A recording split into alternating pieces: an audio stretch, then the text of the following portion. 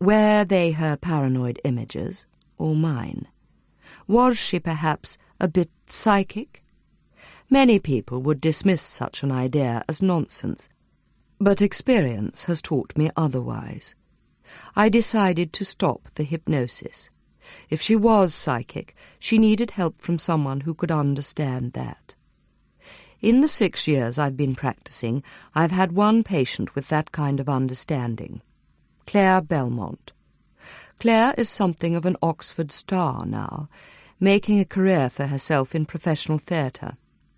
I did not feel it appropriate to make the introduction myself, but I suggested to Sylvie that she go to see the show at the Playhouse, then seek her out after it. Perhaps nothing would come of it, but it was worth a try. In the meantime, I felt I should continue with the appointments as a way of keeping an eye on Sylvie, and I gave her my after-hours contact number. Suicide is always one of our fears. Last Friday at 7:10 in the evening, I got a call on my home telephone. Sylvie wanted to talk to me, urgently. I went back to the clinic to meet her. She wanted to let me know she was going away for the weekend, and told me about some plan Claire and her friends had to get rid of the stone by taking it back to where it came from, near the Ridgeway at Uffington. I thought it was a bad idea, and she was obviously having doubts about it herself, which was why she rang me. I told her to go home and stay there, and put the wretched stone somewhere out of sight. She said something about putting it in the family museum, and left. I apologize for not disclosing this earlier. I was very shocked when I heard the news of Sylvie's death, and was not thinking clearly. One further thing I must mention, the leaflet advertising our clinic. We have never distributed any such leaflet. Bryony wasn't sure what to make of this. Donnelly was an oddball, no question. While Pavan was here, she could get him to take another look at the leaflet, which was filed in the incident room. Pavan was still busy with the rock, and Elsingham was checking through the ledger, so she went to the cabinet herself and drew out the leaflet. Unfortunately, she'd seen no reason to ensure it was kept in an evidence bag, and it would have collected a lot more fingerprints since they found it. She took it over to where Pavan was at work. But at that moment the phone rang. Elsingham picked it up. "For you, Dr. Pavan," he said. "HQ." Pavan let out an exasperated sigh as he took the receiver, but Bryony could see his expression change as he listened to the caller. "And when was this? Then why was I not called earlier? Is Superintendent Foster there now? Very well, I'll leave immediately. You'll have to call the photographer back. He left here 10 minutes ago." He put the phone down. "There has indeed been a second murder, I'm afraid to say. And a third. In the office of Malcolm Nash at the Pitt Rivers Museum." Bryony was not about to be refused a seat in the car ordered for Pavan, and as they sped down the Banbury Road, she prepared what she would say if Foster made any attempts to block her from participating in the investigation of the murder site. When they arrived, Foster had yet to make his appearance. They were greeted by an elderly man, who introduced himself as Dr. Erickson, the senior curator. He lived nearby, he explained, and had been called as soon as the cleaner raised the alarm. It was he who rang the police and ambulance. The cleaner was in a terrible state, and was being attended to by the ambulance staff. Erickson himself had the mask-like, glassy-eyed look of those who are in deep shock and don't know it yet, and he spoke haltingly. He pointed towards the open door of Nash's office at the far end of the gallery. I won't accompany you down there, if you don't mind. Obviously, I'll be here if you need me." Their footsteps echoed on the stone floor as they walked down past the giant dinosaur skeletons. 2 of the ambulance officers were sitting on a bench by the back wall. Even they were shocked, Bryony could tell. Professionals had their own ways of showing it. Stiffness in their posture, awkward angles of the head. One of them stood up and came to meet them as they approached. "There's a doctor waiting to check the bodies," he said, "but it's a bit unusual in there. He wanted to leave it till the police arrived." "I'm a medical doctor," said Pavan. I can confirm the deaths myself. When they came level with Nash's office, the paramedic dived back to his seat without looking that way. Bryony and Pavan stood side by side in the doorway, staring at the scene beyond. The grey walls were splattered with blood, so much of it that the room looked like an abattoir. It had streamed down the glass in the picture frames and on the doors of the cabinets and pooled along the floor against the skirting board. Books and papers had cascaded into the mess. There were bloody handprints on the wall to the left, where a missing picture frame left a strange blank rectangle. The windows were smashed, and one of the bodies lay underneath, amid the glass. The other was on the floor in front of them, face down, its clothing torn and bloodied. Nash's clothing. What had been its head was surrounded with an ornate picture frame. Large pieces of rock were visible on the table and around the floor, which was also strewn with lumps of plaster that had been gouged out of the walls. Bryony heard Pavan swallow, but when he spoke, it was in a carefully managed tone. The first thing we need to find out is whether the rocks were all thrown from this doorway, or whether some came through the window from the other direction. Let's check the window from the other side. The photographer arrived as they were making their way along the outside wall of the building. The window of Nash's office was about 6 feet above ground level, and 2 of the stone missiles lay on the gravel below it, surrounded by broken glass. So, said Pavan, these were thrown from inside the building. He took the camera from the photographer and used the zoom lens to inspect the windows. Bryony left him to it. She wanted to take another good look at the room before Foster arrived. She thought of what Pavan had said about the rock thrown at her. Hurled with extraordinary speed and directness. Whoever attacked these 2 men must have injured them badly at the outset, enough to make escape or retaliation impossible. This is what could have happened to her last night. The body on the far side was that of a stout man in a brown suit. He had fallen under the window. Perhaps he'd been trying to escape that way and had become quite literally a sitting target as he fell, slumped against the wall. His head lolled to one side, with a gaping chasm where the left ear should have been, and a mass of tangled gristle, hair and bone spilling over his shoulder. The other victim, who was surely Nash, had been making for the door. Why the picture frame? A desperate attempt to find a shield, perhaps? If he'd grabbed it from the wall and come towards his assailant, perhaps he'd also raised it to use as a weapon. Nash didn't look much of a hero, but he'd been smart, and he'd been brave, and he'd been trying to help her. A crushing sense of responsibility for this was encroaching on what was left of Bryony's powers of concentration. She couldn't let it take over now. That was not going to do any good to anyone. The other instinct was to spring into action, get the team organized, bring in more officers. It was vital to move fast and in several directions. She became aware of Pavan standing near her again. "Which came first?" she asked. "The attack here, or the stunt in the incident room? Will you be able to tell?"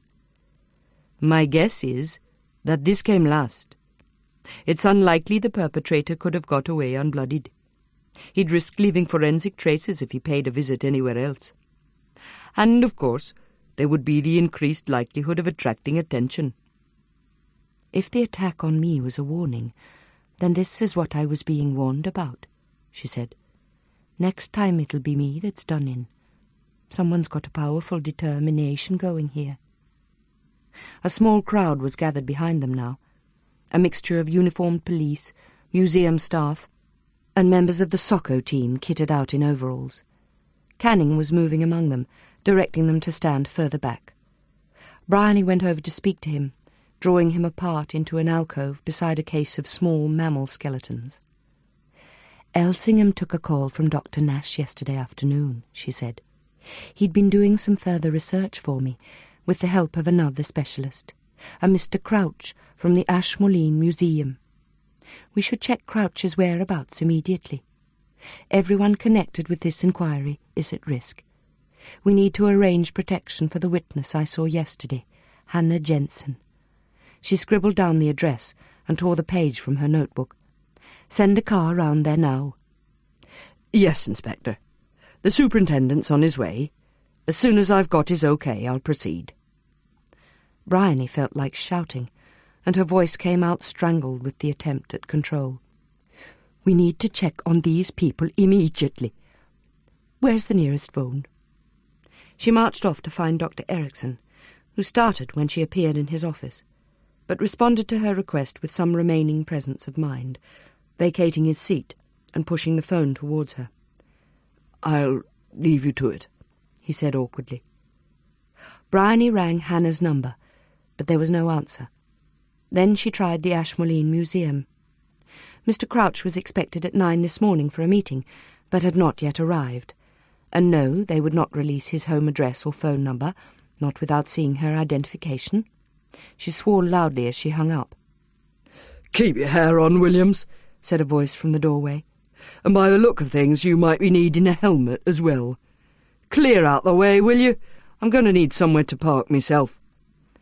Foster was puffing hard, and was a worse colour than usual, crimson with patches of yellow on the cheekbones. He used Bryony's arm to steady himself as he lowered his bulk into the seat that she pulled out from behind the desk for him. All right, he said. I won't say I seen worse, because I might be telling a lie. Find me an ashtray, will you? And pull up a chair for yourself. First, sir, I have an urgent request to make. I want to organise police protection for a witness, Miss Hannah Jensen, who was helping me with inquiries yesterday. The 2 men who've been killed were also helping us. Everyone who gets involved with this case could be at risk. You're like a bull at a gate, aren't you, Williams? What I want from you is a proper statement about what happened over in the incident room last night. Now, don't get huffy about it.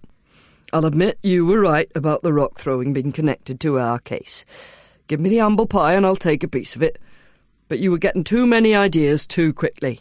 You're going off in all directions. I've seen it before with young detectives, and it's not the way to get results. That's why I want you to put all this down in writing. And tell this Jensen woman to come in and talk to us if she's got evidence worth listening to. She isn't answering her phone. I'm extremely concerned about her. Then go and look for her yourself. Yes, sir, but it's also urgent that I talk to you about the inquiry line Dr. Nash was helping with. It's central to the case. Put it in your statement. I've got 10 things to deal with already. I've got the chief super descending on me any minute. What? Macready? Foster put a cigarette in one side of his mouth and lit it as he spoke from the other. Yes, Macready. And he won't be in the mood for tea and cakes. Thank your lucky stars you won't be first in the firing line. He shook the match out. I'd like to talk to him. Oh, would you now? Anything you've got to say about this case, Williams, to me or to anyone else, I want you to put in that statement. Then we'll have it down in black and white. And the chief super can make up his own mind about who he needs to talk to on what subject. Now, if you don't mind, I'd better find out whether the cleaner's finished going through her 50 fits yet. Can't blame her, I must say. Go away, Williams, and make yourself useful. I'm sure you know how. Bryony could hear sirens converging on the building from all directions. She walked out briskly and hailed one of the cars drawing up, showing her CID card. I need you to take me to an address in Jericho, she said, and with the sirens still wailing, she was whisked off without a question. Chapter 14. As they rounded the corner into Canal Street, Bryony spotted Hannah's car with the bonnet up. Then she saw the feet of the slight figure leaning in to inspect the engine. American-style sneakers and socks with red stripes. Bryony got out and caught her unbuttoned coat in the car door as she slammed it. "What's all the noise about?" asked Hannah, emerging from the depths of the engine. "You'll wake the neighbours. Nobody gets up before midday round here, you know." "I just had to check you were all right." "Sure I'm all right. Why wouldn't I be? You mean you came flying around here in a police car with the siren on to ask me if I'm okay? You're a bit of a dipstick, you know that?" She lowered the bonnet. "No oil. How about asking your friend there to nip down the garage for some oil?" "Where's the garage?" "Up the road in Walton Street. But I haven't got any money either. I don't get any more dole till Monday." Her eyes narrowed as she looked at Bryony. Something's happened, hasn't it? Yes, but not to anyone you know. Just as a precaution, I'm going to request police protection for you. You what? You mean I've got to have some cop hanging around me all the time? That's not how it usually works. The patrol cars would keep an eye on the street to see who's coming and going, and they'd need to be aware of your movements. Not on your life. Anyway, I'm not planning to be around here for the next couple of days. Where are you going? To look for Claire? Where? Start off at Avery. Ask around there. That's where all the hikers are supposed to start or finish. Someone might have seen her. Hannah, that's a job for the police. But they're not doing it, are they? They will be. I'm about to see to it. So am I, Hannah shot back. This is turning into an extremely dangerous case. I can't warn you too strongly against putting yourself at risk. I'm not easily scared, you know. I trained on the high wire. And I'm smarter than those fatheads you work with. You won't get far without any oil, said Bryony. Stalemate. There was nothing for it but to leave Hannah's destiny in the hands of the patrol for the time being. She used the car radio to put in the request to HQ. And tell them to include the problem clinic on their rounds in Kingston Road. I'm going there now. It was only a few minutes away, so Bryony was running up the steps by 9:30, half expecting to be told that Donnelly wasn't in yet. The receptionist, who looked startled at the intrusion, became flustered when she asked for him. He's most particular that he doesn't want to be disturbed, Inspector. I'm afraid he has no choice. It's a police matter of some urgency. Oh dear, it's just that he said he's not feeling well. I think he had a very bad night. I'm sure he did. He's not the only one. The window of Donnelly's consulting room had been smashed, and he was standing in the corner holding a framed picture that had fallen from the wall and spilt its glass out over the bookcase. He gave Bryony the look of a hunted animal. Can't you just leave me alone now? Someone doesn't like the fact that I talk to you, and you coming round here will only make it worse. I've told you everything I know, so please, just leave me alone. If you're being threatened, that's all the more reason for having the police around. When did you discover this? An hour ago. I came in early to go through some notes for another patient. Then you haven't reported it to anyone. And I don't intend to. Bryony took a step forward, crunching on the glass. Mr. Donnelly, you need help. We're obviously dealing with dangerous people, and we'll have to arrange some protection for you. But we also need your help. This isn't the only attack that was made last night. There are lives at stake here. Don't I know it? He handed her the injured photograph. That's my wife and baby. The rock was aimed straight at them. Do you think I'm prepared to put them at risk? Police protection is completely useless. What would you do? Put a bobby on the front door and round-the-clock shifts? I doubt that somehow. This is my business, and I'll clear it up. There's nothing else I can tell you that would be any help at all, and I want no further involvement with your inquiries. You may have no choice. Did you find the rock? He pointed to the floor by the bookcase. This rock was smaller than a tennis ball, half the size of those used on Nash and Crouch. All right, go home now, Mr. Donnelly, and stay there. We'll have to cordon off this room until it's been checked over. As she walked through the main doors of the Ashmolean Museum, it was evident that news of some kind had already arrived.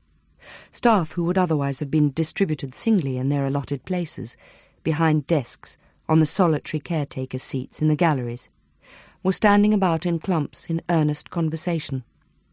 Bryony found the director's office, and when she showed her CID card, he welcomed her immediately and invited her in.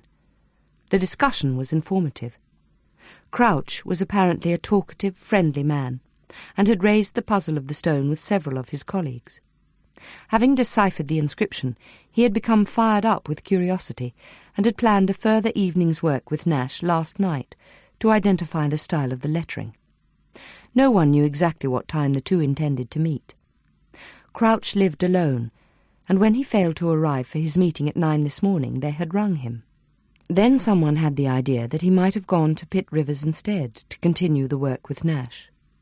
As his approval was needed to finalise some exhibition arrangements, they rang the Pitt Rivers to ask after him, and heard the news. Of course, no one was sure of the identity of the bodies, but the description of the clothing and stature matched. After sidestepping a lot of questions about what had actually happened, Bryony left with a list of names for interview, people who had known where Crouch would be and what he would be doing. Macready would be the one to decide how to proceed with all that. She'd done what was urgent.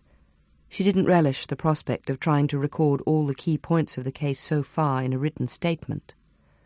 The way she felt right now, it would be enough of a challenge to write her own name. Before the car turned into Canterbury Road, she got it to make a detour around Alcuin Close. There was an officer on duty outside the front door, and he assured her everything was all right. The house had been checked hourly round the clock, and Gleeson was definitely there.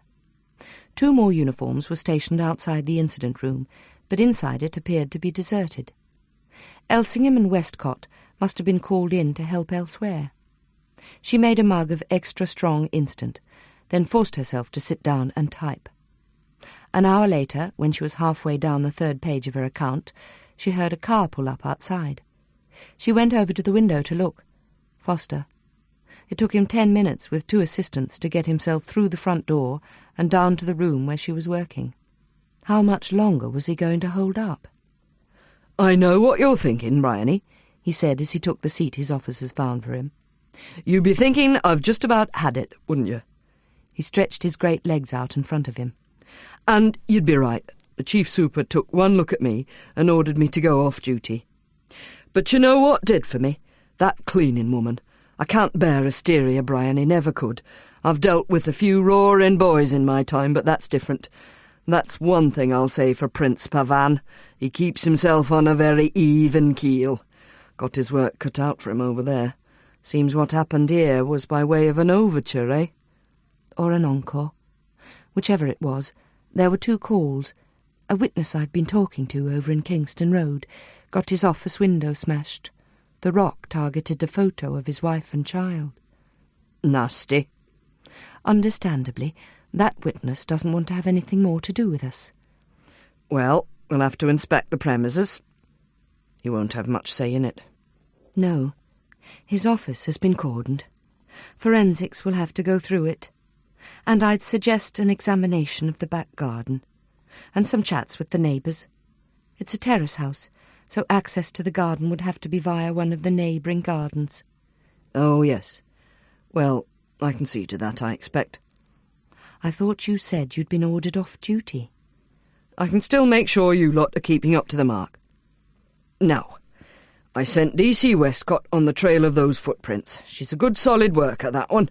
It's a size 12 shoe." "With a Clark's rubber sole?" "That's right. I'm size 11, and I'm 6'2". A size 12 is likely to be my height or taller. We're not looking for an inconspicuous sort of person in that case. We're looking for the sort of person who tends to register on people's minds in the daily comings and goings.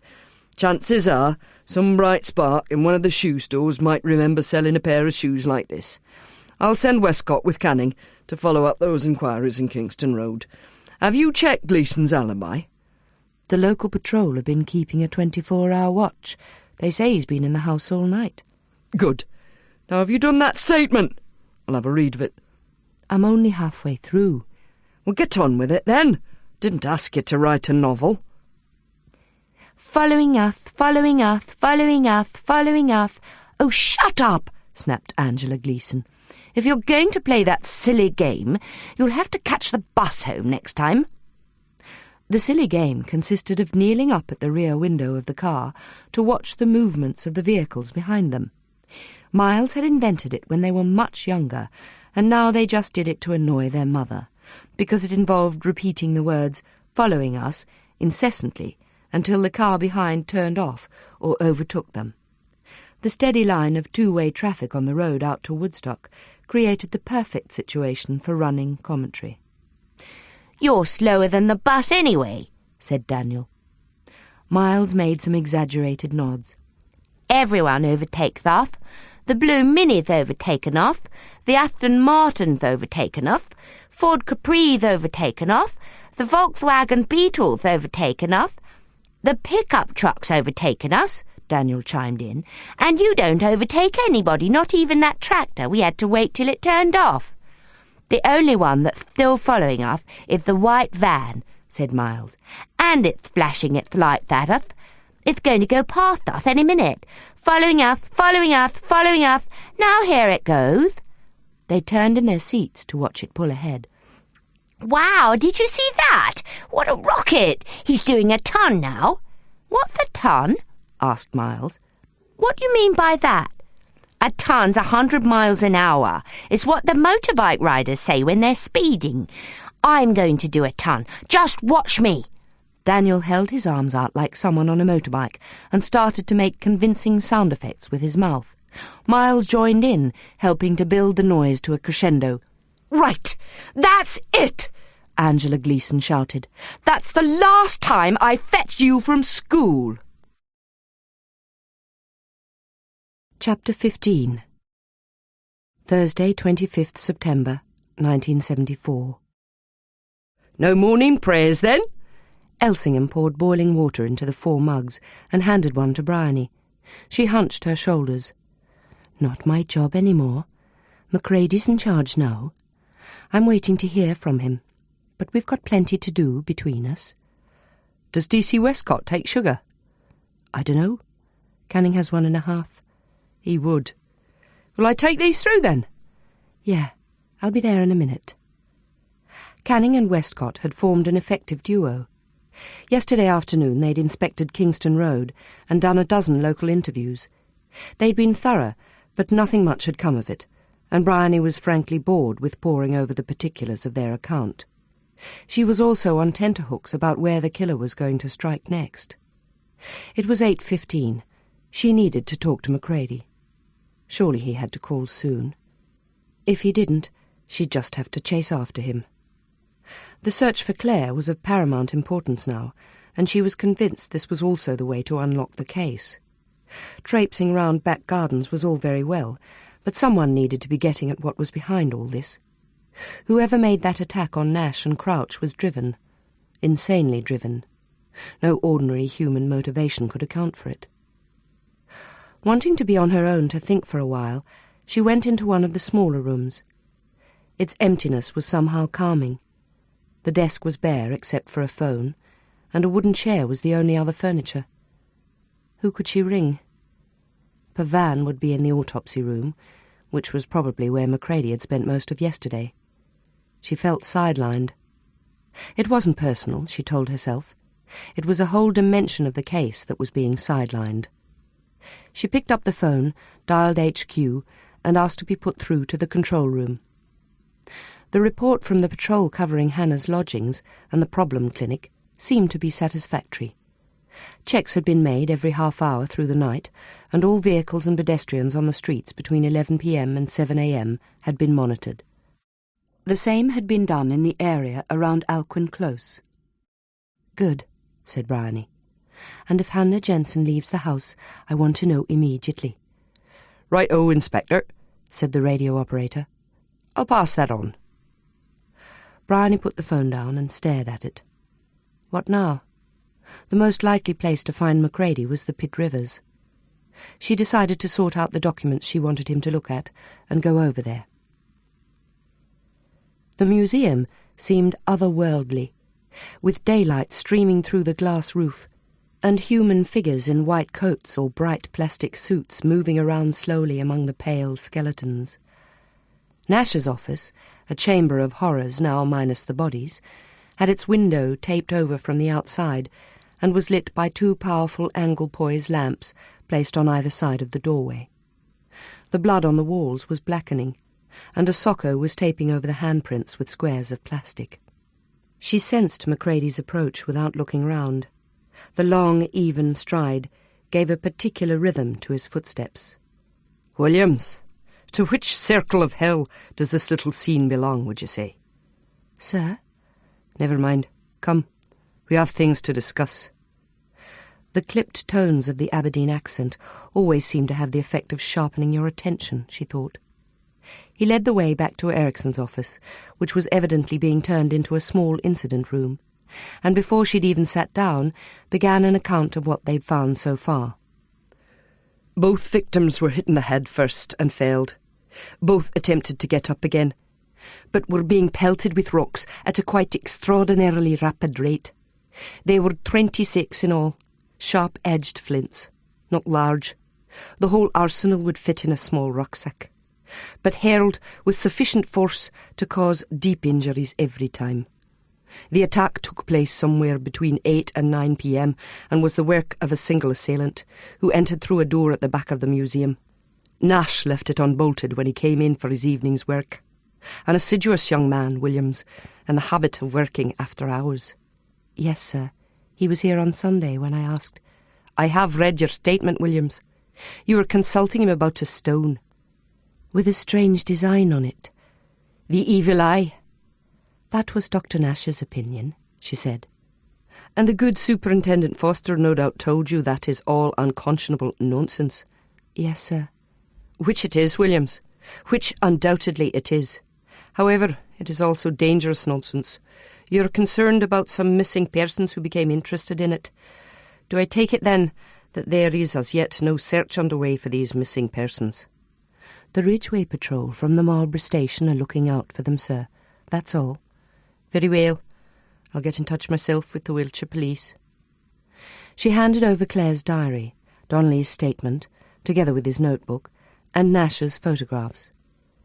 These are the most significant leads we have so far. Nash took the photographs to help decipher the inscription on the stone.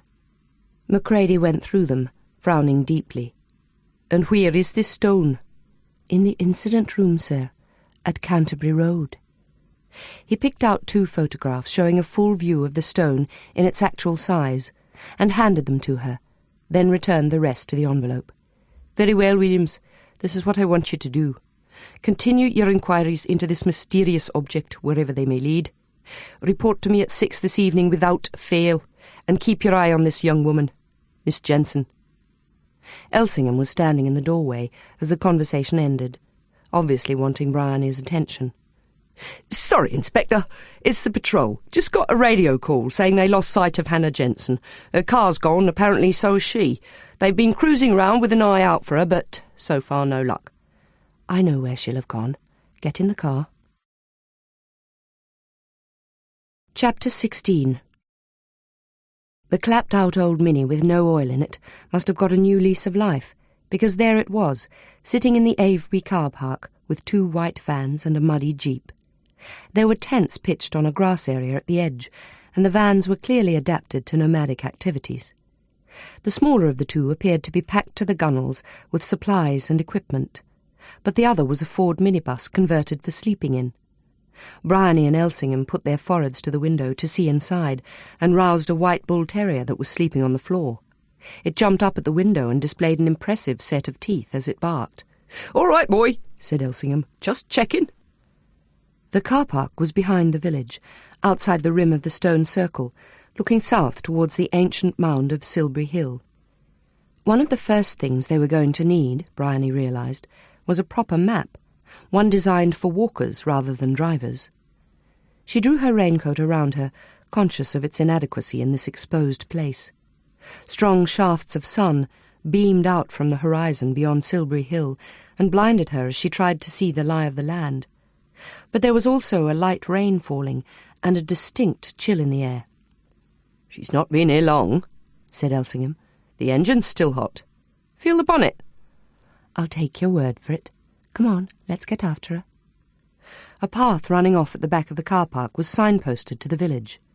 It was bordered on their left by old moss-covered trees, but to the right the view opened out onto a field with a deep ditch scooped across it and massive upright stones set on the mounded earth above. Seen from here, the stones were not obviously part of a circle, but seemed to be positioned almost at random across the land. At a distance, they looked uncannily like human presences, standing guard over the terrain, so for a few seconds Bryony was confused by the appearance of a set of moving figures. She stopped and watched them approach, gradually becoming more visible in the low afternoon light. There were 6 of them, dressed in long, flowing clothes and carrying staves that reached above their heads. "Are they druids or what?" exclaimed Elsingham, coming up beside her. "They look like something out of my nephew's Asterix books." More of them were converging from several directions on a level area in front of the two largest stones. Their cloaks were variously coloured blankets, tied at the waist with ropes and worn over boots and jeans. A solidly built man with a great bush of curling black hair was calling out and pointing with his stave, directing them where to stand so they formed an evenly spaced circle, with him at the centre and the staves planted behind them. Facing inwards, they began to make a low humming sound and stretched out their arms to join hands. The whole ensemble looked as if they'd taken a tour through the costume store of an amateur theatre group. One wore a top hat with streamers of green and crimson ribbon flowing from the back of it, and a ragged tailcoat with emerald satin lining that flashed through the holes.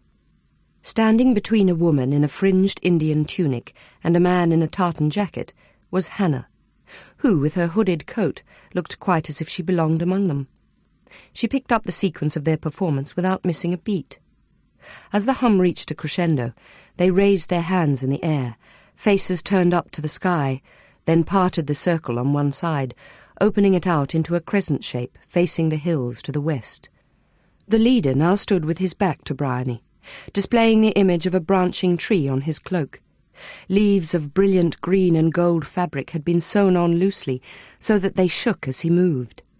He called out some rhythmic phrases in a language she didn't recognize, and the others shouted a response.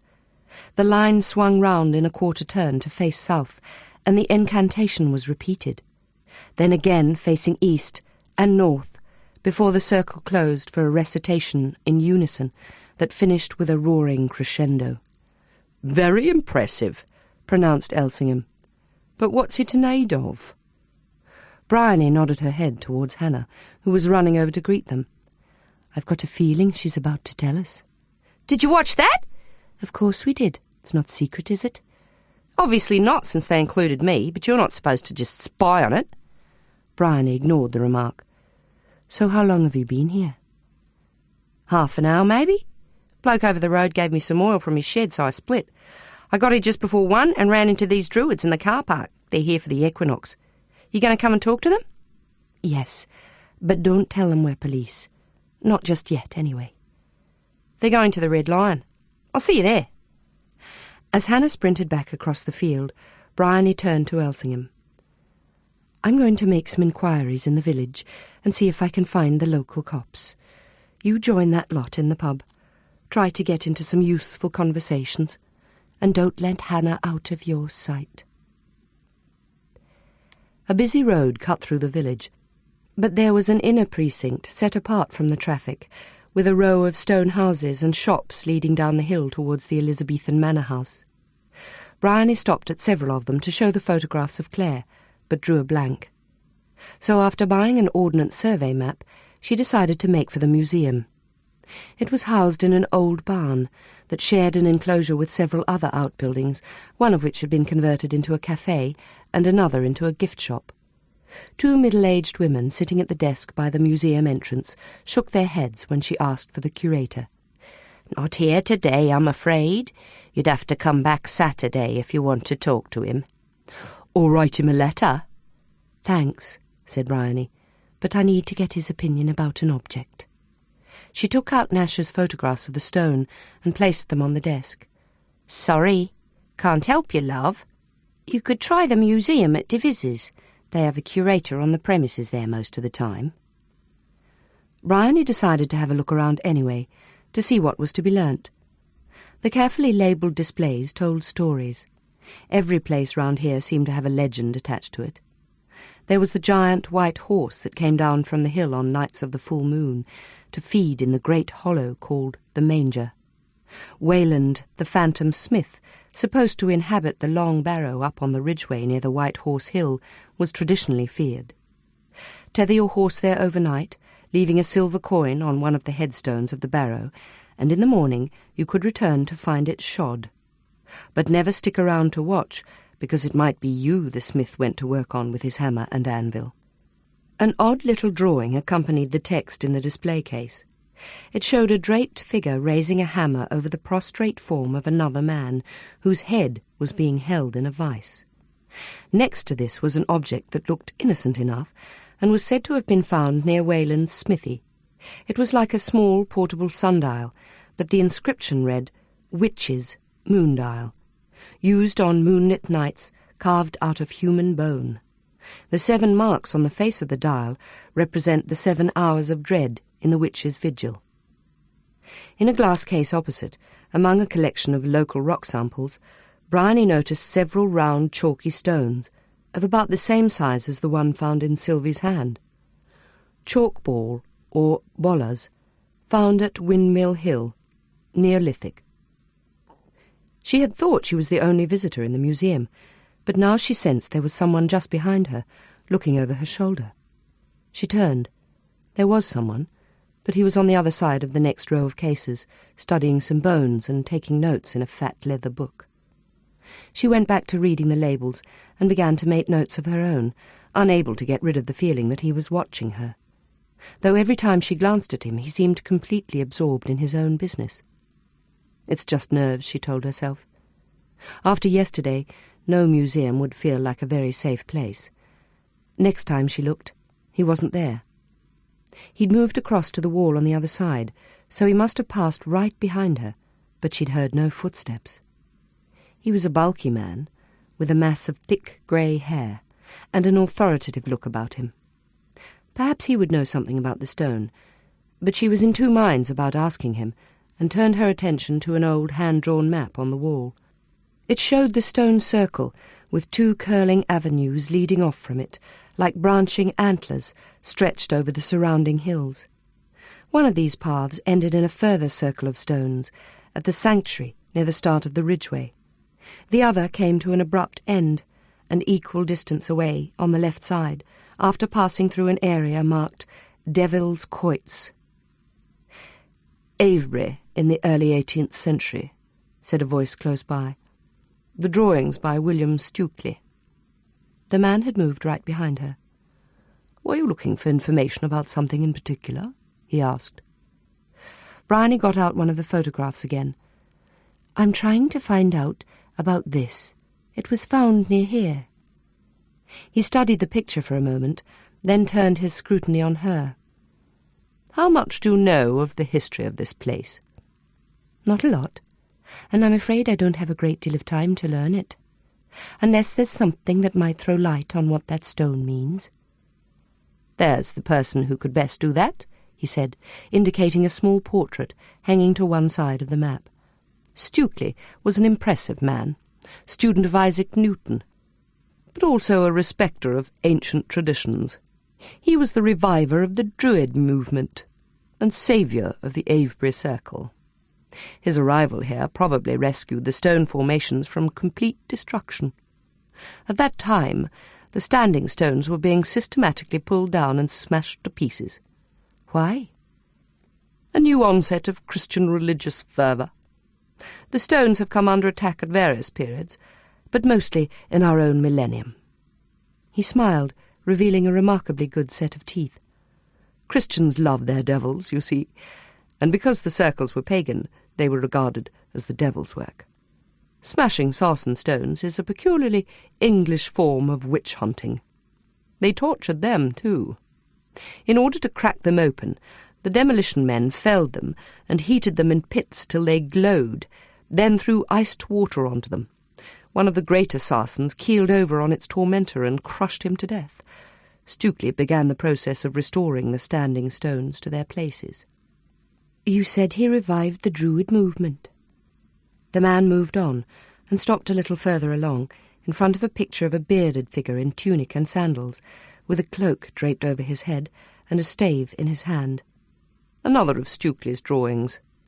There are some who believe that stones are the eyes of the dead, and this landscape is peopled with the ancient and powerful dead, known as the Old Ones. A seeing eye stone like that one is a means of inducing fear. Legend has it that the Old Ones are attracted to fear. They smell it out. Then that's just the kind of superstition that would have made people hostile to the stone circles. He raised his eyebrows and nodded, then walked around a corner to where there were 3 small framed paintings hung in a recessed section of the wall. They were dark and not well lit, so she had to move very close to make them out. The sleep of reason produces monsters. You've heard of the painter Goya, I suppose? These are by a local imitator. In the centre of all 3 paintings was a figure that seemed to parody the Druid, since it was dressed similarly in sandals, cloak and tunic. It was strangely elongated, with hooves and a distended goat-like face, but distinctly human eyes. Horns branched from the top of its head, pushing the hood of the cloak back. In the first picture, the creature was standing against a giant stone, as if it had just emerged from inside it, and 2 children were visible in the foreground, apparently running away. The second showed all 3 figures from a greater distance, chasing across the brow of a hill, backlit by a full moon.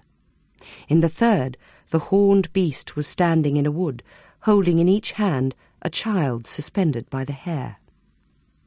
Bryony was about to ask a question, but the man had quietly moved off back to the display where he'd previously been taking notes. The next time she looked, he was gone. She hurried to see if she could catch him and get his name, but there was no sign of him outside. A patrol car was now parked next to the café, so she walked across to find its occupants. The 2 officers, a woman about her own age, and a man whose deeply lined face marked him definitely as a veteran, were tucking into bowls of soup. She showed her ID, and they introduced themselves as Sergeant Jeffries and Constable Shipway. "Leek and potato," said Shipway. "Will I get you some? You can have bread or a roll and butter." "So," said Jeffries, as Bryony took her seat at the table. "You're the one who phoned up about those missing students from Oxford. The superintendent at Marlborough told us the inquiry's been stepped up. That right?" "Yes, it has.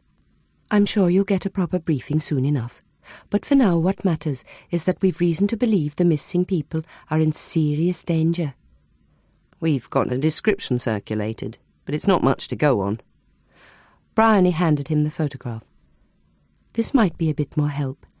The blonde girl there was killed on Friday night, and her travelling companions haven't been seen since." "Suspects?" "Probably not, since they left before it happened. This is the one we're really concerned about." She pointed to Claire. "They were travelling from Oxford in a green Porsche, but were planning to transfer to a white combi when they got here." Jeffries stirred his soup. "You know it's the equinox." "Yes, but which day is that?" "By the calendar it's the 23rd. But the Druids have their own way of working it out, and they stretch the shenanigans out for most of the week. Means we've got Uncle Tom Cobley and all roaming around the countryside, and no shortage of white vans." "I know. I saw 2 in the Avery car park just now." "And do we know exactly where they were going?" Bryony was about to unfold the map she'd bought when Shipway returned with the soup. "Get that inside you," she said. "Any luck yet with those missing students?" "They're not actually students." "But student types, eh? How well did they know their way round this area?" "This one might have some knowledge." Bryony pointed to Jed. "People do get lost along the Ridgeway," said Jeffries, "although you wouldn't expect it, seeing that all they have to do is follow the same track from one landmark to the next. But they get distracted by this and that. They make detours to look at the Sarsons or hunt round for undiscovered barrows. Then a mist comes through, and they don't have the sense to stay put till they can see where they're going." "Yes, well, my plan is to talk to some people in Avebury first. I want to see what I can learn from those Druids, because one of our missing party apparently took a bit of an interest in Druid ceremonies." Jeffries chuckled. "They're harmless enough, those fancy-dress types. Get a bit rowdy sometimes down at the Red Lion, after they've had a few rounds, but mostly they're just doing their thing, as they say, and as long as they remember to close the gates in the fields, nobody complains much. Matter of fact, they helped us out a bit earlier this year, when we lost a couple of kids from Bishopstone. The Druids sent parties to go on the search with us, all hours. Sadly, we've still not found the 2 girls. 11 years old. They finished their lunch, cleared the table, and spread the map out. "All we really know," said Bryony, "is that the people we're looking for were starting off at the Uffington Hill fort, then travelling along the ridgeway to Avebury, probably walking most of the way." Shipway interrupted. "Well, if they'd left the van at the hill fort, we'd have found it by now. Stationary vehicles are easy to check on. We checked 4 white vans this morning in this area, including 1 combi, but we managed to connect all of them to groups of people nearby. The White Horse Hill's about 20 miles east of here. You could do the walk over 2 days easy." They were going to some kind of woodland or copse in the area of the White Horse Hill. Any ideas? "Uffington Wood's closest," said Shipway. "But nobody much goes in there except the shooters. There's more trees on the other side of the road, opposite the manger. Then there's the woods around Hardwell Camp Fort, where people camp occasionally, and a string of wooded areas further along this way, towards Wayland's Smithy." "Looks as if I should do some exploring on foot." "Not on your own, I hope." "I've got a DC with me, and an adventurous witness who'll probably insist on coming. She's a friend of the girl." "Well, we'll cruise by a bit later in the day, see how you're getting on." Jeffries checked his watch. "I wouldn't plan on being out much after 5, though. Make sure you've got plenty of daylight.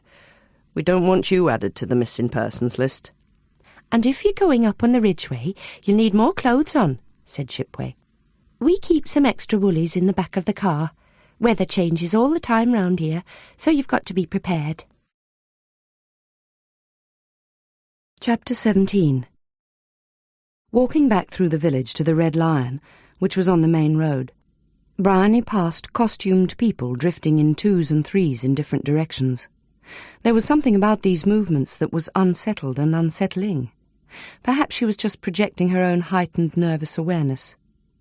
When she opened the door of the Red Lion, though, the mood was rollicking. The lounge bar was packed, and the members of the company were singing to the accompaniment of bongo drums and a couple of guitars. "I'll sing you 6, so green grow the rushes, so what are your 6, so 6 for the 6 proud walkers, 5 for the symbol at your door, 4 for the 4 wind makers, 3, 3 the rivals, 2, 2 the lily-white boys, clothed all in green, oh, 1 is 1 and all alone, and never more shall be so." Hannah was in the midst of them, clapping the rhythm, and Elsingham was watching from the sidelines at a small table in the corner, beside the ancient stone well that was one of the pub's claims to fame. It was covered with a sheet of glass in a brass ring, inscribed 86 foot deep, and believed to be the last resting place of at least one unfortunate visitor. "Oh, good clean fun, eh?" said Elsingham, as Bryony sat down with her half-pint of coke. "I heard a rumour you can sing a bit yourself." "You hear a lot of rumours, don't you, Elsingham? And most of them are completely without foundation." He shook his head emphatically. Not this one. Got eyewitnesses who saw you at the Christmas party singing Smackwater Jack." Bryony almost choked on her drink. "Give us a break. That was the Vine Street party. None of the Oxford police were even there." Elsingham tapped the side of his nose. "I've got my sources." The counting song, which mounted to 12-0, finished at last. Hannah had latched on to a man with long curly hair in a striped blanket cape and brought him over to their table. "This is Tom. He's an What is it you are again?" "An ovate." "Finished auditioning for Fairport Convention, then?" Elsingham quipped. "Steel Eye Span's more in my line," said Tom. "Your friend's not a bad singer."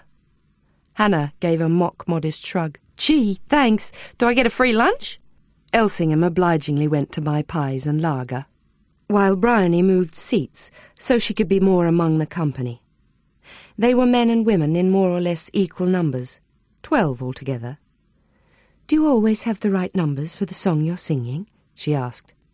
"More like the right song for the numbers," said a girl who had feathers plaited into her hair. "We'd have been 15, but Wade had to go over to Uffington Fort, and the other 2 are looking for Sean. Heard you're looking for someone, too." Bryony produced the photograph, which they passed round, making an assortment of comments. 2 of them thought they recognised the man in the sea-green parka. "It's not a parka," said Hannah scornfully. "That's an anorak." "I think he was here at the summer solstice," said one of the men. "I've seen him a couple of times before that as well, just standing round watching." But the image of Claire attracted much more interest. There was a general view that, with hair like that, she ought to be a druid. "She's not someone you'd forget easily, is she? What a stunner!" "That's true auburn hair, sign of direct Celtic lineage. She's got to be a druid." "You're a Celt," said Tom, suddenly turning to Bryony. "Got Celtic eyes." "Well, don't expect me to join the druids," she laughed. "I'm a skeptic." Tom wagged a finger. "Lot of people say that, but they don't know, that's all." "If you're a skeptic," said one of the women, gesticulating with hands that were laden with heavy silver rings, "tell me this. Why do people always go missing at Mabon? I mean, Sean's missing, these 2 are missing, and Mabon's tonight. Are you going to tell me that's a coincidence?" "Sorry," said Bryony. "I don't follow you. What's Mabon?" "Mabon's the festival, same time as the autumn equinox." "It's named after the Welsh god Mabon, the son of Queen Mordred," explained Tom. "The story is he was kidnapped when he was a little kid. In some versions he's found by King Arthur, but some people think he was never found. It's a funny thing, though. People do sometimes go missing at this time of year." "Not just at this time. What about those 2 little girls from Bishopstone in May at Beltane?" said another woman. "They never found them, did they?" "I don't think Sean's missing," said Tom. "He's just gone AWOL. Probably taken a hit of something. And your friends might not really be missing either. Have you thought of that? They might have decided to stay on for the festival. Lots of people do." "Where is it?" asked Bryony. "Wayland's smithy, at sunset." Elsingham came back with 2 glasses of beer and passed one to Hannah. "They don't have any lager. That's best local keg. Pie and peas coming in a minute. Cheers." Hannah took a gulp and made a face. "I can never get over how you lot drink warm beer." "You should be drinking wine anyway," said Tom.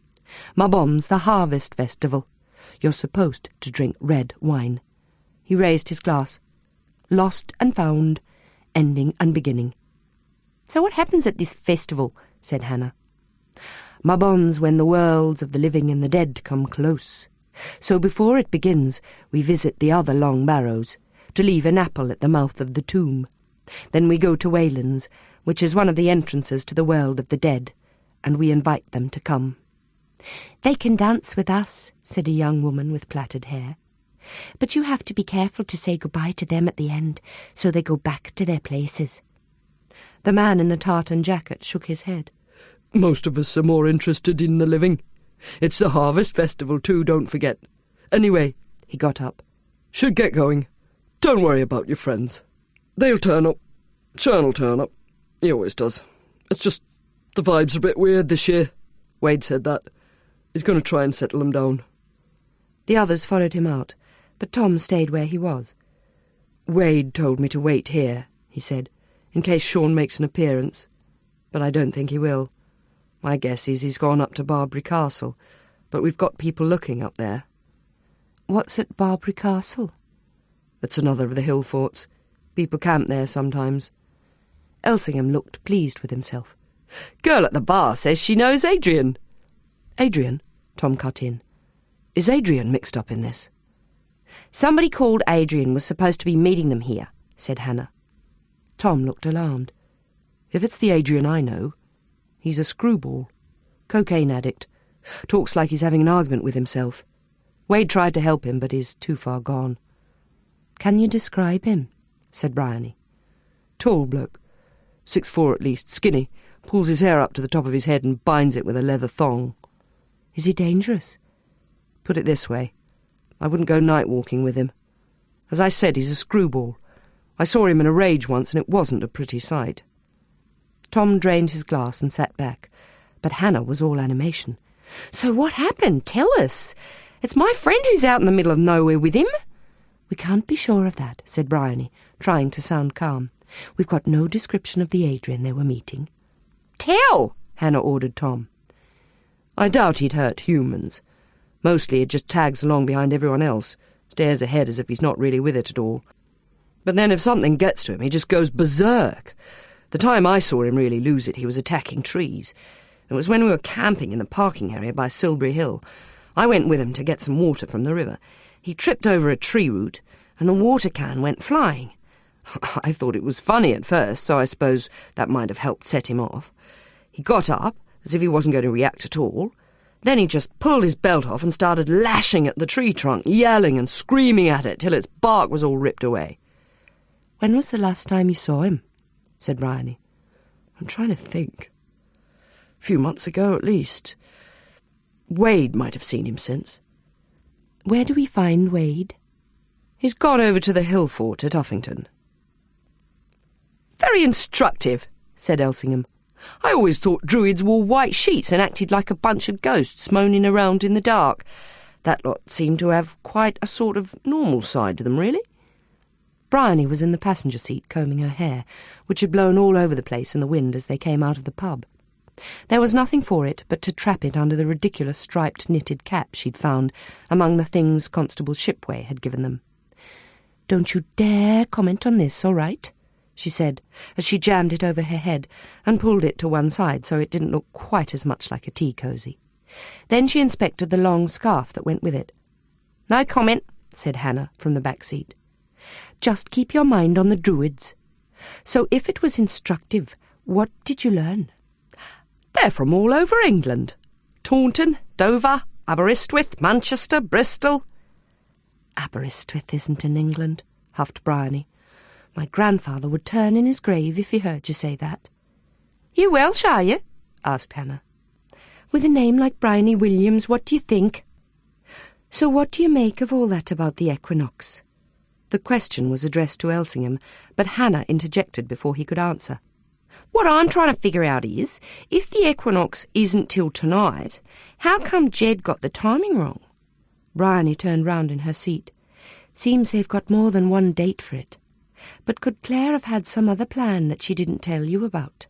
"Nah, she'd never have missed that magazine interview. I bet people do go AWOL sometimes in these parts, but that's not Claire."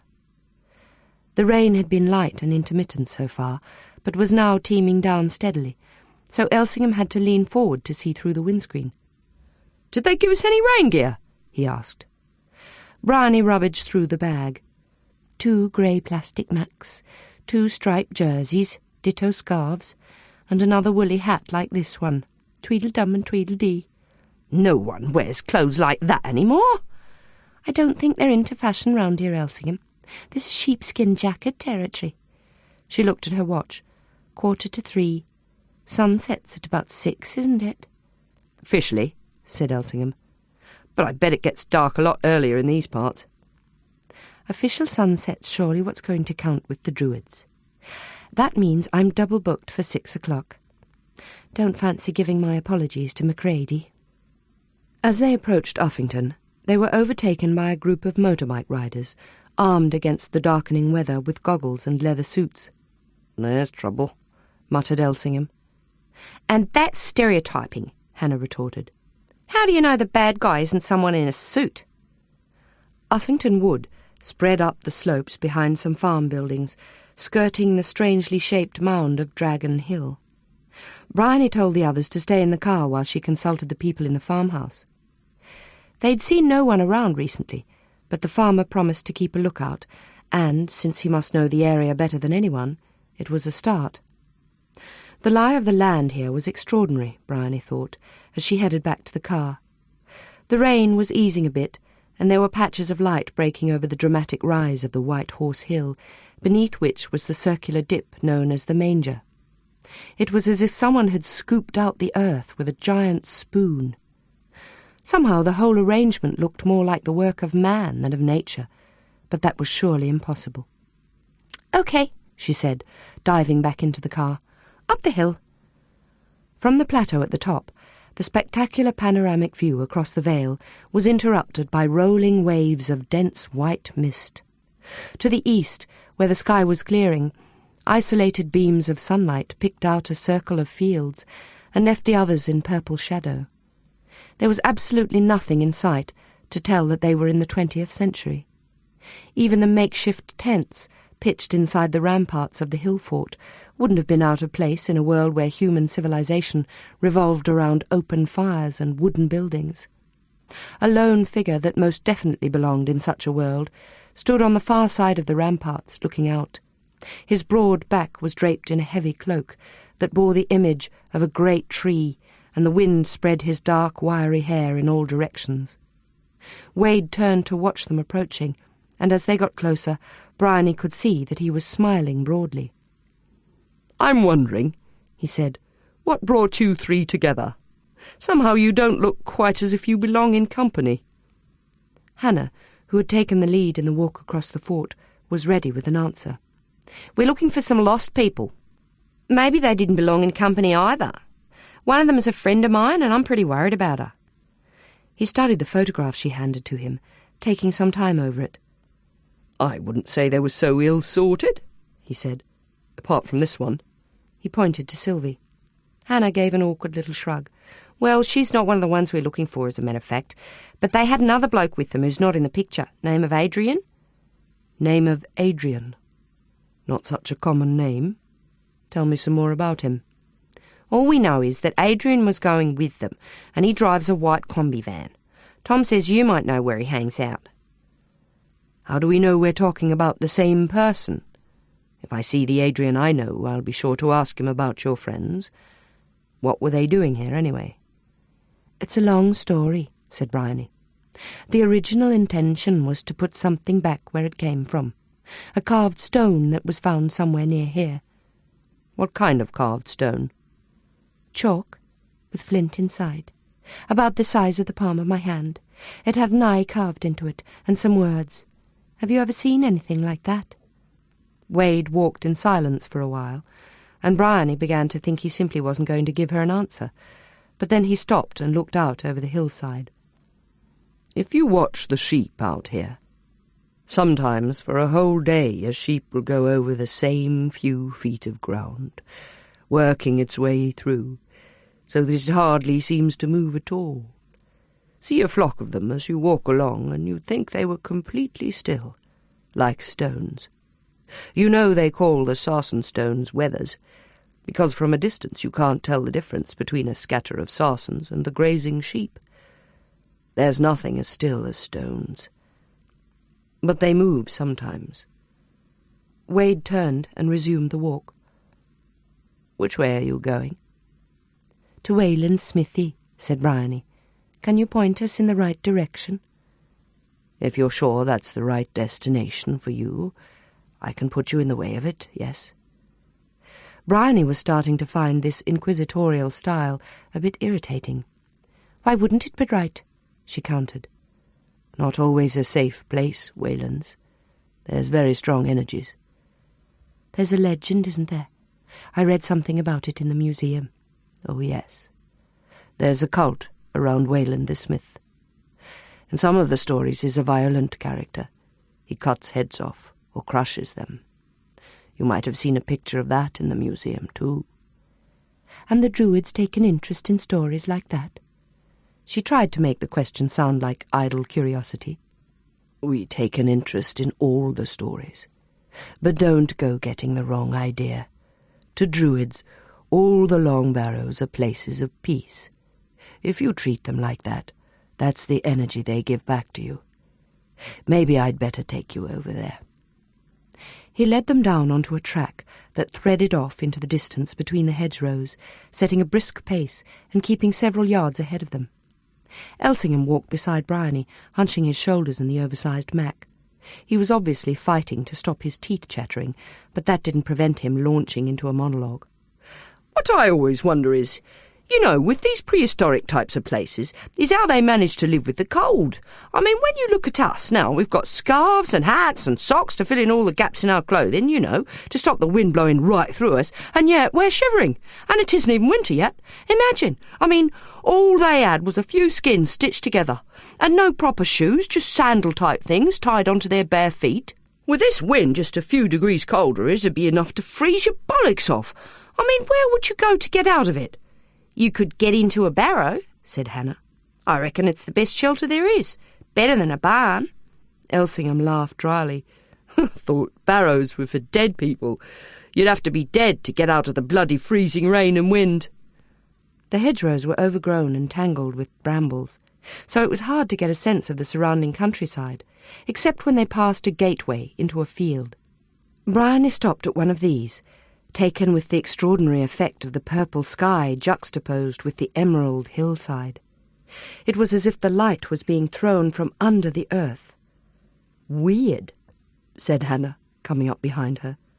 "You get weird lights in the bush in Australia, but this is just full on, you know." As the slope levelled out, they came to a crossing of the paths, with a wooden signpost pointing to Wayland's smithy, among the trees up ahead. Wade had stopped there and was waiting for them to catch up. "See," he said, "a wood where no wood should be." "Why?" asked Hannah. "There's woods all over the place. Why shouldn't there be one here?" "Because it's artificial. Planted. These are beech trees.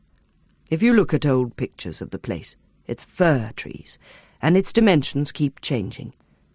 See, it's got bigger by a long shot than they show on that map of yours. The barrow's at the western end of it there, with the sarsen stones around the mouth of it.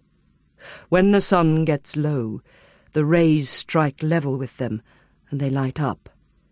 At the equinox, the light cuts through right to the heart of the chamber. That's what people come for." "Then they're going to be disappointed, aren't they?" said Hannah. "No sun, no show." "That's where you're wrong. The sun's masked by those clouds, but in half an hour or so it'll sink below them. Then you'll see." Elsingham did a tour of inspection round the earth mound, but Hannah was making for the trees. "I reckon this could be it. This could be where they were going. I mean, it's the sort of place you just wander into, isn't it?" Bryony could see she was about to demonstrate, and went to follow, but it proved to be a challenge. Hannah was moving deftly around the tree trunks and kept slipping out of sight. The light was broken up by the leaves overhead, and there was a thick covering of leaves on the ground, so she sank to her ankles with each step. She called for Hannah to stop, but Hannah's own voice suddenly rang out, louder and more urgent. "Claire! Hey, Claire!" Through the chaos of swaying orange leaves, Bryony saw, or thought she saw, a woman with long auburn hair. For a second the figure turned and looked at them, then was gone. Hannah was sprinting after it, and mustering all her strength, Bryony made a dash to catch up, crashing through the mess of branches. They chased around the perimeters, slowing to a walk as they made their way in among the trees again, where Bryony found a large stone and sat to get her breath back. Then a change of light caught some of the russet leaves a few yards away, and Hannah was off again, so she had to follow. In the last charge, Hannah turned her ankle as she missed her footing against a stone on the ground and went down heavily in the wet leaves with a yell of pain and exasperation. Bryony grabbed her elbow to help her up.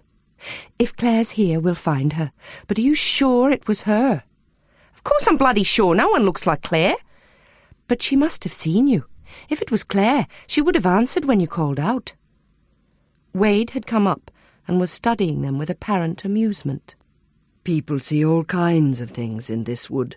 It's notorious. Tricks of the light." Still staring at Bryony, Hannah ignored him. "You saw her too, didn't you?" "I thought I did. More to the point, I thought she saw us." "Fan-bloody-tastic. So we're all going round the twist together in the crazy English woods. What now?" Hannah was brushing dead leaves off her jeans. "Yuck, what's that?" Her hand came away with streaks of red-brown across the palm, and in the same instant Bryony registered something on the ground that was not an optical illusion, and that instantly brought out the police officer in her. "Stand back," she commanded, holding out her arm as a cordon. She crouched down. Something strangely angled, neither a twig nor a root, was jutting out among the leaves where Hannah had sat. It was a hand, a small human hand, with stiffly bent fingers attached to an arm that was blackened by the earth. Nearby, long strands of hair were mingled with the leaf mould. Chapter 18. As the last of the light faded, a crowd of some 50 people were gathered near the crossroads, staring at the activity on the other side of the cordon. Police cars blocked off the ridgeway at either end of the wood surrounding Wayland's smithy, and lined the road leading back to Knight and Coombs. Most of the police were around the edges of the cordon and doing their best to turn away onlookers who were blocking the path of the ambulance churning its way along the unsurfaced road. Macready had arrived 10 minutes ago, but had already been directing the operation by radio on his way down. Every qualified socco within 20 miles had been called in. Their torches made wavering tracks of light among the trees. Bryony's mouth was dry, and her jaw was clamped with tension, whether from the cold or from the general stress she couldn't tell. Someone had thrown a blanket over her shoulders, and a newly arrived sergeant, mistaking her for a druid, had officiously tried to move her out of the way. 2 bodies had been found, both heavily decomposed. A canopy of plastic sheeting had been rigged over the area where the discovery had been made, but more was needed. She edged closer to where the soccos were working, trying to pick up on the fragments of conversation between them. There was talk about getting a generator. With all this leaf mould, risk is you tread on something before you've seen it. These beams just aren't powerful enough.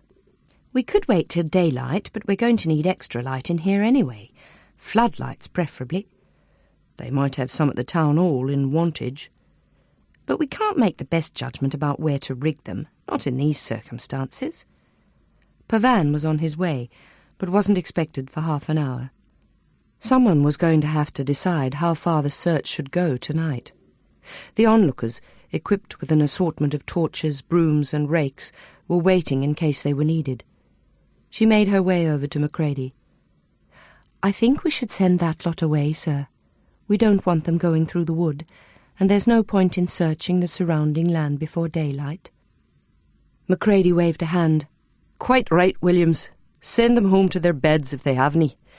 And I would say the same to you. You can do no more here at present." She expected this advice, and was ready with a diversion. "The soccos are talking about bringing in a generator." "I dare say they are. And a collection of floodlights, no doubt. Why do the delicate work of following your senses when you could be rigging up a lot of noisy equipment? Come on, we'd better give them some instruction." Macready had no intention of exchanging his hand-stitched brogues for the rubber boots worn by the socco team, and ignoring the entry line that they had painstakingly cleared to the site, he marched straight across the unexamined ground. After speaking to the bystanders and persuading them to make a reluctant departure, Bryony followed him. So far the excavation of the 2 bodies had revealed that they were lying in shallow graves, dug between the roots of one of the larger trees. Macready stood looking down at them, then pointed his torch ahead to the tree trunk and trained the beam upwards. "This is the largest tree here, and the oldest."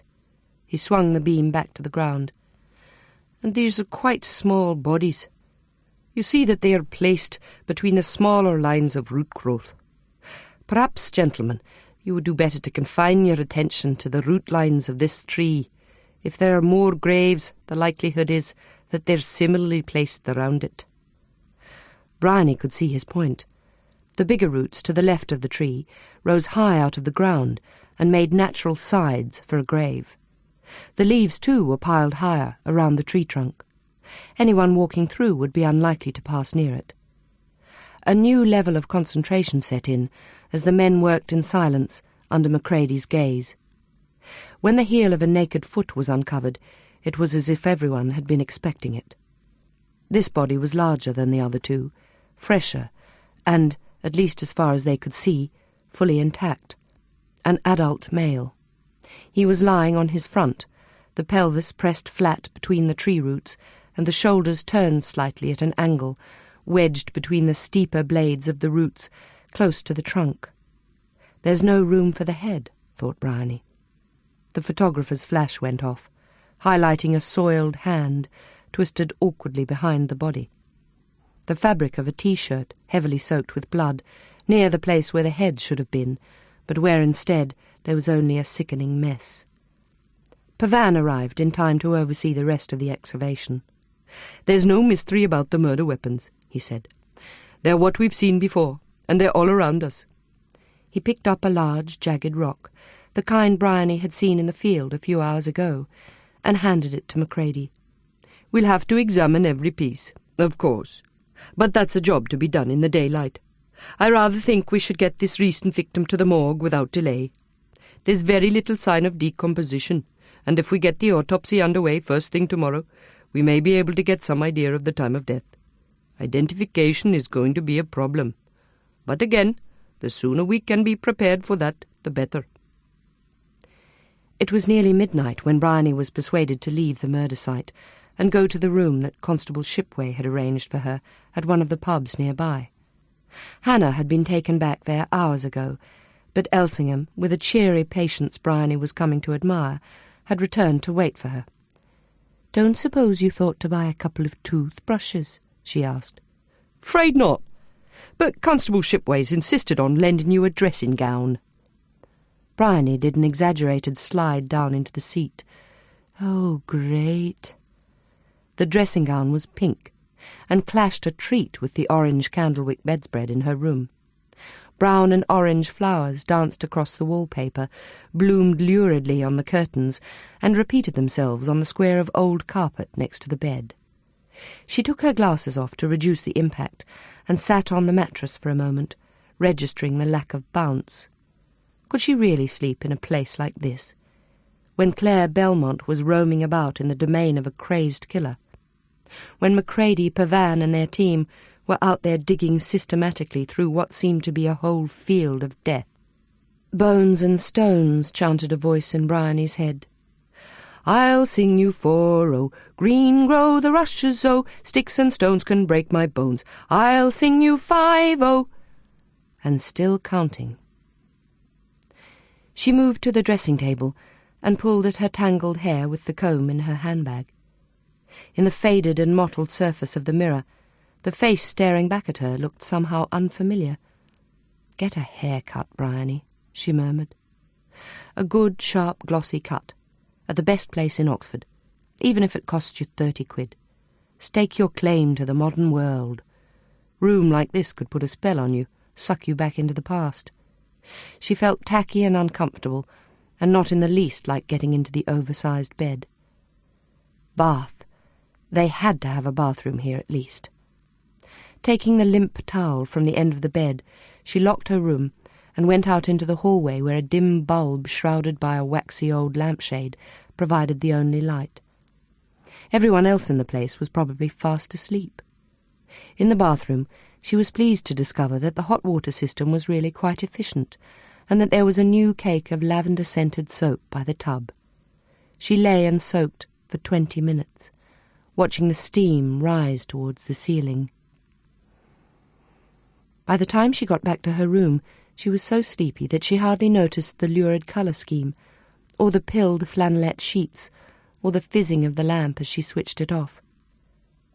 In her dream, she was following a slim blonde-haired girl down a road that twisted and turned so she could not see far ahead.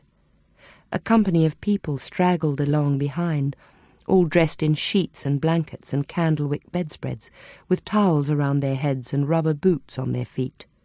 One of them was Nash. He was calling to her, his mouth distorted with his efforts to shout, but she couldn't hear him. He held out his broken, bloodied spectacles to show her, but she couldn't stop to look. There was somewhere she had to go, something she had to find out. Now she had lost sight of the girl and was gradually realizing that she had no idea where they were all going.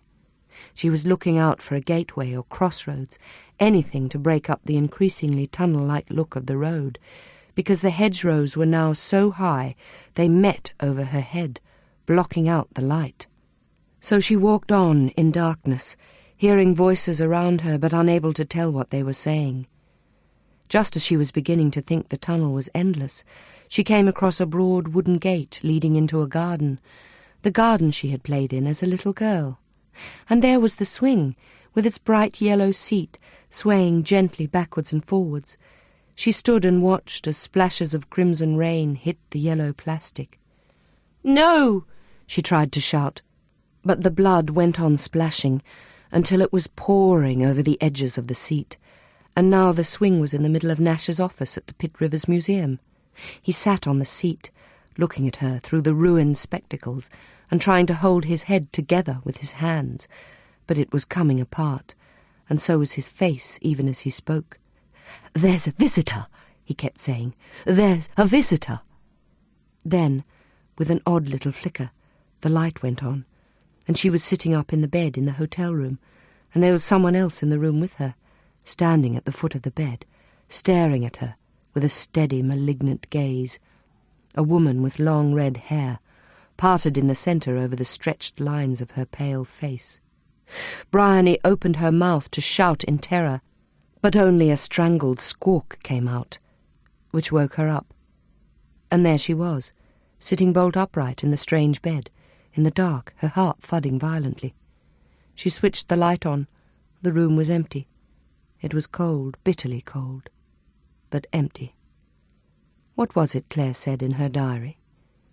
Dreaming that you've woken up, it's always the beginning of something coming through. What the hell did she mean by that? With the dressing-gown pulled around her, Bryony began a systematic check, under the bed, behind the curtains, in the wardrobe. The window was closed and the door was locked. Well, nightmares never lacked for a way to get in. The thing was to stop them coming back. She sat on the edge of the bed, hunched over, massaging the back of her head, as if to try to erase the images that had invaded it. Chapter 19. Friday, 26th September, 1974. Bryony woke just after 7 and decided to take a short walk before breakfast. More than anything, she needed to be in the sunlight. Stepping outside into the main street of the village, she was passed by 2 women in headscarves, hurrying forward with large bags over their arms. It was too early for shopping, so they had to be going to work. A window cleaner was getting out his ladder across the street, and the milkman's van was rattling into view. Work. When you were in the heat of a case, you stopped seeing it as work. An unaccustomed thought struck her. What would it be like to have nothing to do this morning but be a tourist? Take pictures, go on a hike, look around the gift shops, drink coffee. What would it be like to have someone to do that with? Gareth, for example. Someone who came up with unexpected ideas about where to go and what to talk about. But already another voice in her head was going through a different set of questions. How many bodies had they found last night? The search would be underway again by now. When she got back to the hotel, the smell of frying bacon reminded her that she hadn't eaten since yesterday lunchtime, and despite everything, she was hungry. She knew that if she didn't eat something substantial, she was liable to conk out, as she had done a couple of times at embarrassingly critical moments in her first year of working for Macready. Elsingham was sitting on his own in the little dining room, hoeing into a plate loaded with fried bread, tomato and sausages. Bryony ordered boiled eggs and orange juice. "Hannah hasn't surfaced yet." "Haven't seen her. Did you sleep all right?" "Gotta be kidding," Bryony said. "Why did they pick this place?" "Breakfast's all right," he gestured with his fork. "Very good. But I don't know how you can eat boiled eggs. They make me constipated." "Hannah doesn't know about the horror show at the Pitt Rivers, does she?" "No." "Glad I didn't see it. In a way. I suppose it's all experience, isn't it? But seeing the look on Sergeant Canning's face when he got back from there, I thought, no, I'm best off out of it.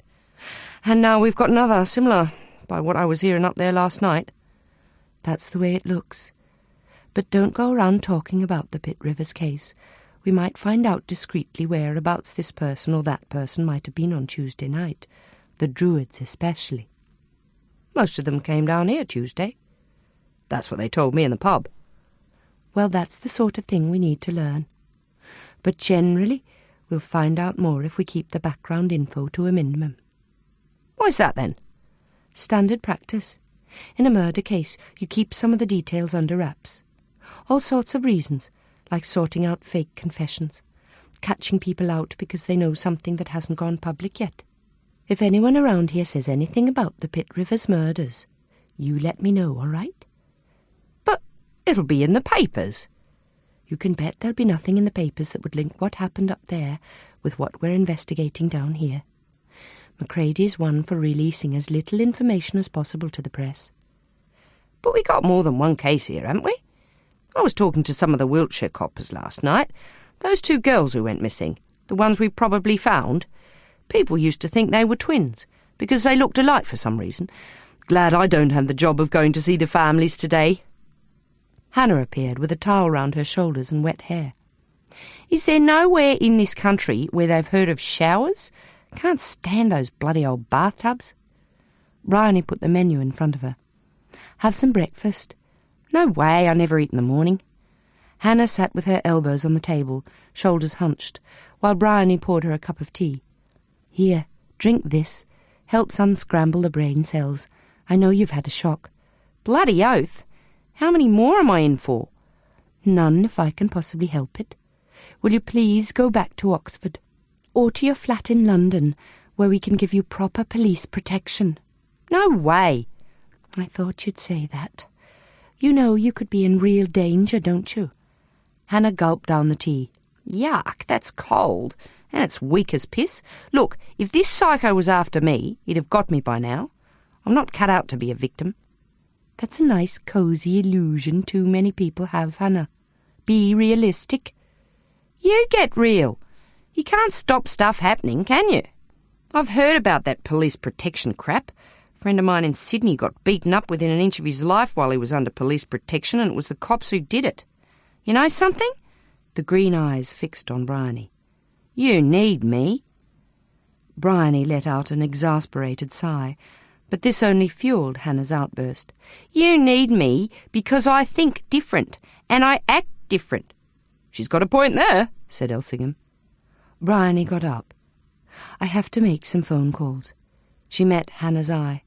If you're coming with us, be ready to leave in 20 minutes. Twins.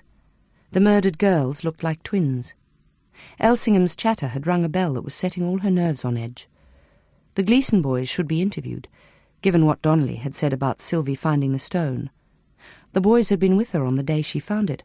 They might know something. She called Canterbury Road and got on to Canning. They're still scraping the walls over at the Pitt Rivers, he said.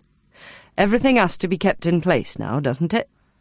I just wish they'd let them clean up in there. I suppose Gleeson's off the suspect list. No one's off the suspect list unless Macready says so. We don't know how many people we might be dealing with. We found another murder site here. What? Same kind of job? From what we can tell so far. I need some more information from the Gleesons, as a matter of fact. Talk to the 2 boys. Seems they made a visit to the Uffington White Horse a few months ago, with Sylvie and their father. That's become important. We have to know exactly when, and I need to know what happened. Get the story from the boys first, in case Gleeson tries to interfere with what they tell you. Their mother didn't want us to talk to them before, so she might be obstructive. But there's no argument about it now. Ask them if they remember going up the hill, and where else they might have been in the area. Could you do that this morning? Should be able to. It's a quick run out to Woodstock this time of the morning, because the traffic's all going the other way. Tops! Then we're not going to school. Miles had already ripped off his tie and was swinging it around above his head. Of course you're going to school. Just stop that, will you? The police will be here soon, and I don't suppose they'll want to talk to you for long. You can catch the 10 o'clock bus. Oh, why? Do we have to? Anyway, it's not worth it. It'll be after break before we get there, and then there's nothing but a double period of geography before lunchtime. The word geography was spoken as if it were the name for a bad smell. I said you'll catch the 10 o'clock bus, and that's final. Daniel, what are you doing? Daniel was tipping his chair back at an extreme angle, lowering it slowly so that he could hold the weight with his fingertips under the rim of the table. He rocked back into position with a resounding thud. I haven't done my homework. which means I'll get a detention, and then I'll miss the bus home and you'll have to drive into Oxford and fetch me. All for the sake of a useless, boring geography lesson with a useless, boring teacher. Why haven't you done your homework? You told me last night it was finished. I thought it was, but then I remembered some more. I've got a good mind to stop your pocket money, both of you. You're impossible. Angela Gleason put her hands to her forehead and smoothed them outwards over her face, then sat down and poured another cup of tea. Anyway, said Miles, sawing the tie rhythmically across the back of his neck. When are we going home? We don't like it here. It's boring. You think everything's boring. Well, it is. Miles threw his head back, looked at the ceiling, and pulled at the edges of the tie. One day we'll just die of boredom and the police will come and find our dead bodies lying on the floor like Sylvie. You're not to talk like that. Just shut up for 5 minutes, can't you? Said their mother. Just for 5 minutes, please. There was about 10 seconds of complete silence, followed by an explosion of giggles. Then, mercifully, the doorbell rang. The boys continued talking in half-whispers while their mother greeted the arrivals in the hallway.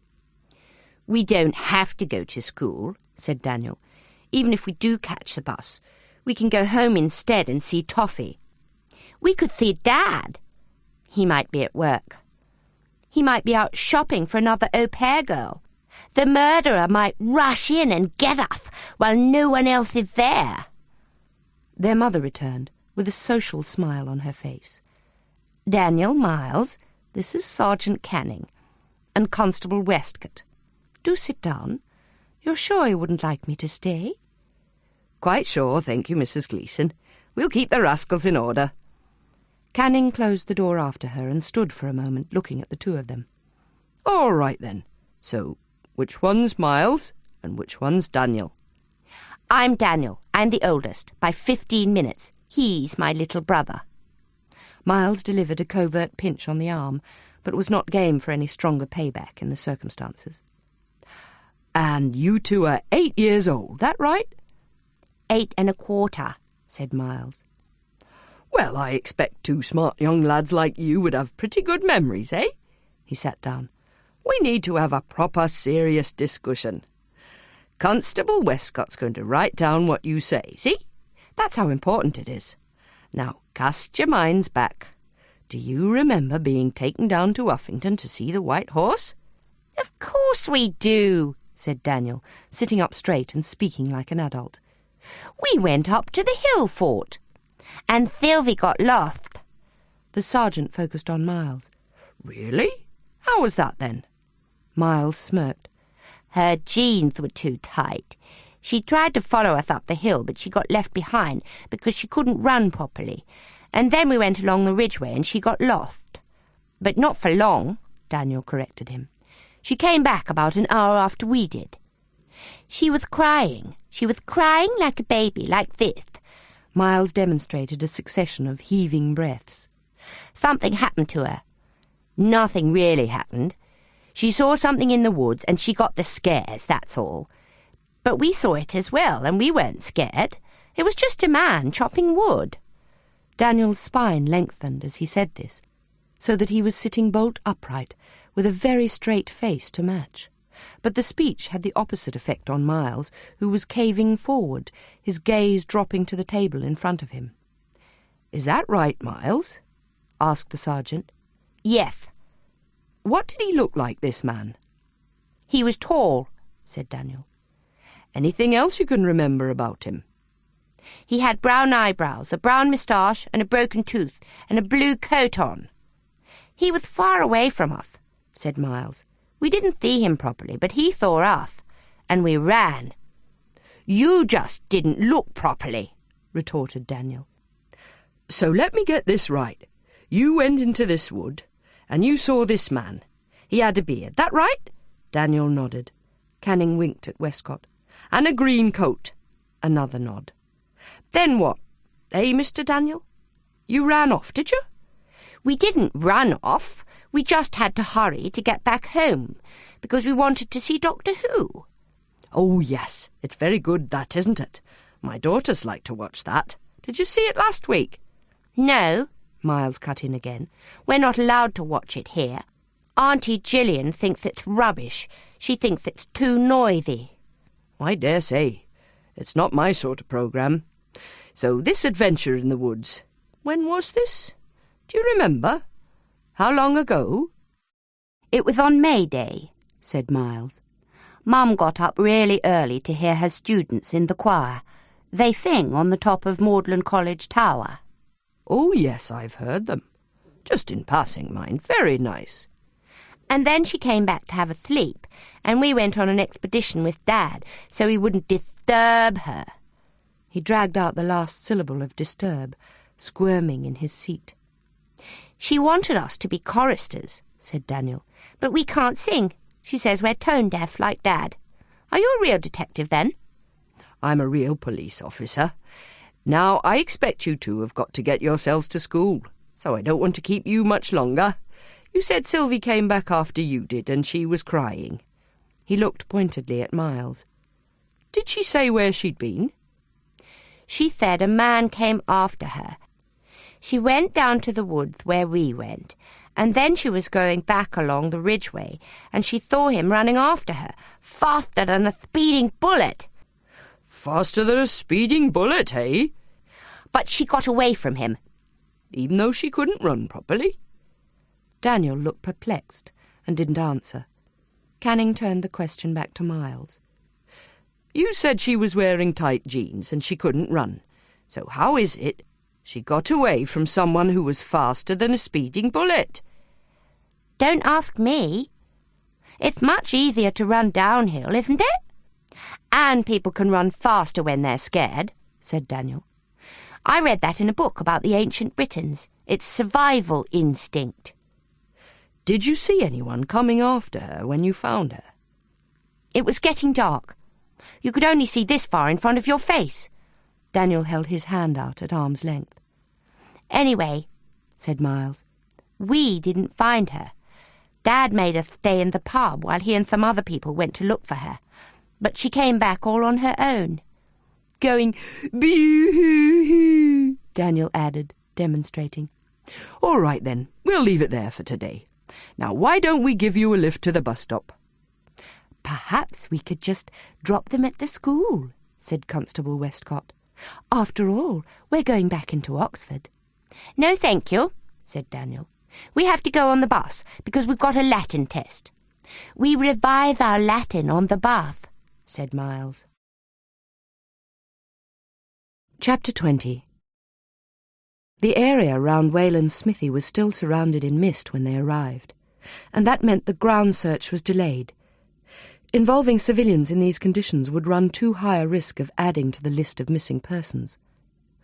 Bryony spotted Shipway and Jeffries and went over to thank them for the overnight arrangements. "Long as you slept well," said Shipway. "Can't have you driving up and down the motorway at all hours." Crime scene tape was strung around the edges of the wood, and sheets of plastic radiated out from the trunk of the oak tree to create some cover over the places where the bodies had lain. A team of soccos in overalls was at work close to the ground, using trowels to clear away earth and leaves. Their most recent finds were laid out on a plastic sheet waiting to be bagged for transport to the lab. Much of it looked like what you'd find in the watery bottom of a dustbin: a mangled capstan packet, some empty bottles, half a dozen sodden cigarette butts placed in neat rows like something out of the I Ching. The pieces of bone made a less symmetrical arrangement. These looked old, even to Bryony's unspecialized eye. Their surfaces were porous and deeply ingrained with dirt. Pavan, still managing a kind of elegance in his orange nylon oversuit, came over to greet her. "How come you're still out here?" she asked. "I thought you'd be in the autopsy room." "The post-mortem work is under the direction of the Home Office pathologist now. You and I are humbled, Bryony, mere workers in the field." They did a brief tour of the tree, starting at the point where Hannah had encountered the exposed forearm of the first body. Pavan held a compass and referred to a diagram he'd been making. "We've been marking orientations from the trunk of the tree and numbering the larger roots." He pointed to the lines of bright pink thread that had been fixed along the knotted contours standing out from the ground. The whole thing will have to be excavated. We found a skeleton on the southwest side, here. He led the way round to where 2 sockos were working, at a fork between the roots, about 2 yards from the tree trunk. As they got closer, Bryony could see the outlines of the form, lying on its side, knees drawn up and head tucked into the chest. From where she was standing, the skull looked mercifully complete, but it was more death. She had to admit that some aftershock effect was kicking in from yesterday's discovery. How much brutality had this place seen? "This isn't the same thing at all," she remarked. Evidently not. To start with, this is buried deeper, and it's been here longer, much longer. The bones have separated from each other, you see. The femur of the leg from the upper side of the pelvis there has fallen into the ground. All the insect activity is round the other side of the tree, where we found the bodies last night. And there are no signs here that the soil's been disturbed. I wouldn't be surprised if we are looking at someone buried well over a century ago. So there's been something going on here, maybe for a long time, that's spinning outwards. Sylvie finds the stone. She sees something in these woods. Maybe she witnesses one of these killings. Someone traces her back to Oxford, kills her, then starts tracking the people involved in the investigation. Didn't I tell you to be careful on the first day of this investigation? Pavan spoke with unaccustomed sharpness, then turned and began stepping around to the other side of the tree. She followed, trying to plant her feet as closely as possible to where he'd put his. The body itself had already been removed, but a square of plastic was pegged out over the place where the head had been. Pavan refrained from showing her what was underneath. This is slow work. The skull was completely smashed. We'll have to resort to fingerprints and dental records for identification. Could it be a deliberate attempt to make him unidentifiable? It's possible. The destruction of the head is more thorough than was the case with the 2 Pitt Rivers victims. I heard this morning they've been positively identified. As we thought, Malcolm Nash and Damien Crouch. Bryony made her way out into the weakening sunshine, with clots of wet leaves clinging to her shoes. Elsingham was standing on the ridgeway with Wade, the Druid leader, who had left much of his costume behind, and now looked like a stocky, bearded farmer, in a brown jacket and peaked cap. She joined them, and they walked in silence for a while, until a hare loped out of the wood in front of them. Wade stopped to watch it, and it stopped too, raising itself upright, ears pricked, staring back. "Oi, little brother," said Wade softly. "You're right. That's no place for you in there. Not for now." The animal dropped back on its forepaws and continued on its way. Bryony had been trying to get Wade's measure. She half wondered if this little show was for her benefit, but it sounded quite genuine.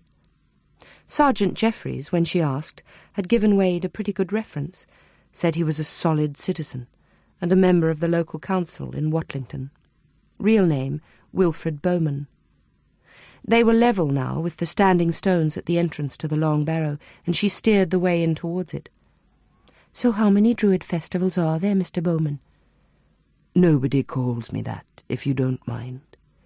Wade's the name I go by, no matter where. To answer your question, there's the 2 equinoxes, 2 solstices, and 4 others. Samhain, Imbolc, Beltane, and Lughnasadh." "And when are those?" "Equinoxes are in March and September." "September 23rd, according to the calendar," Bryony interrupted. "So why do you celebrate on the 25th? The equinox goes back to times when they didn't have a calendar, only the light and the seasons. We go by the light. If you calculate them properly, the date moves a bit each year. This is late for the September equinox. Solstices are about the 21st of June and 21st of December. The other 4 are the first days of February, May. 1st of May? May Day. 2 little girls went missing on the 1st of May, and now we have a young man killed at the time of the equinox. Bit of a coincidence, don't you think? In the past 5 years, the festivals have been attracting a lot of people. It's the hippies mainly been the cause of that. Then the bikers started collecting around those times as well. And the cult groups, the crackpots, the types that want to mess about with crop circles. All that put together is a recipe for trouble. It's been worrying me for a while. A lot of the sites are pretty much unprotected, and if things got out of hand, I dread to think of the consequences. I think we've seen dreadful enough consequences already, said Bryony, trying to stay cool. When do they start, then, these equinox shenanigans? Not quite the word for them. I start with an all-night vigil here on my own. That's Tuesday night. Wednesday morning, most of the others have arrived, and some of the ceremonies start from there. What are they about? When you get the feel of it, there's a rhythm to the cycle of the year. You start to feel the changes of the earth in your bones. City dwellers have lost touch with that feeling, but the ceremonies help to bring it back. Is that all? He took a couple of steps further in towards the barrow, pointing to a small pile of apples placed in front of one of the sarsen uprights. I'm glad your friends in the plastic suits left them alone. Equinox is where the 2 sides of the year come to meet each other. Summer and winter, day and night, life and death. Those times are dangerous, because the joints of the world are loose, and the portals are open for the old ones to come through. Bryony remembered what she'd been told yesterday morning. The old ones are the dead. They're supposed to be powerful, is that right? Someone been talking to you about that? Someone I met at the museum in Avebury. Oh, yes. You want to be careful who you talk to about things like that. My view is that the dead want to rest in peace. Or most of them do, thankfully. Elsingham had been listening to the conversation and looked deeply puzzled. But what's the point of the apples? The worms will get them, surely. Wade smiled. They surely will. And the worms are the little go-betweens of the vegetable world. They make no distinction between the ripe fruit and rotting flesh. The apples are a gesture of respect to the quiet and the unquiet alike.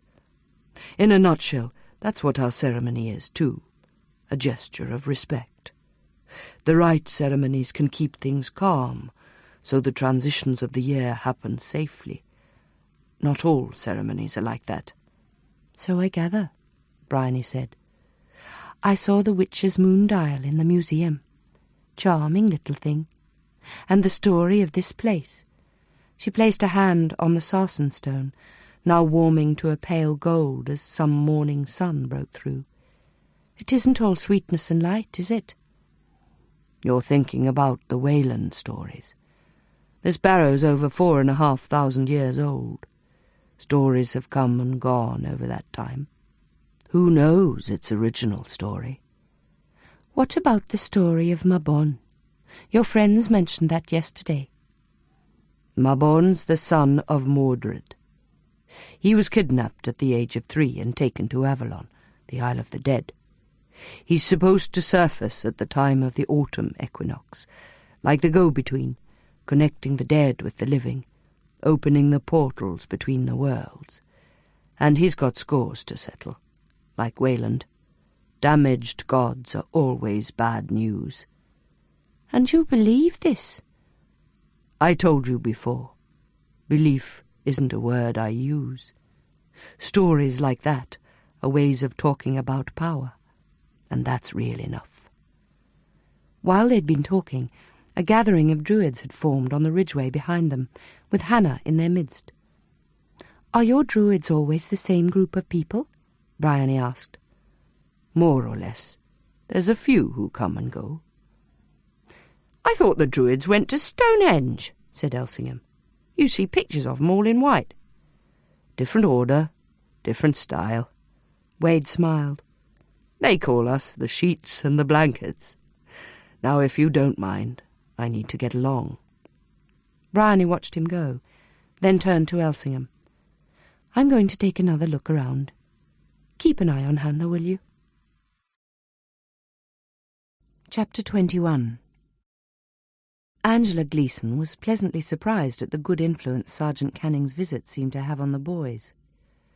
They'd gone off to the bus stop with their hair brushed, shoelaces done up, and ties reknotted, and even refrained from protest when she said that if Daniel was kept back in detention, Miles would have to wait for him, so that they could both catch the 5:10 bus home.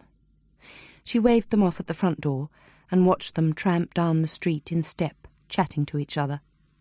They were good boys, really, she reminded herself, just had a bad time recently. "Do you think they'll report us to the police for skiving?"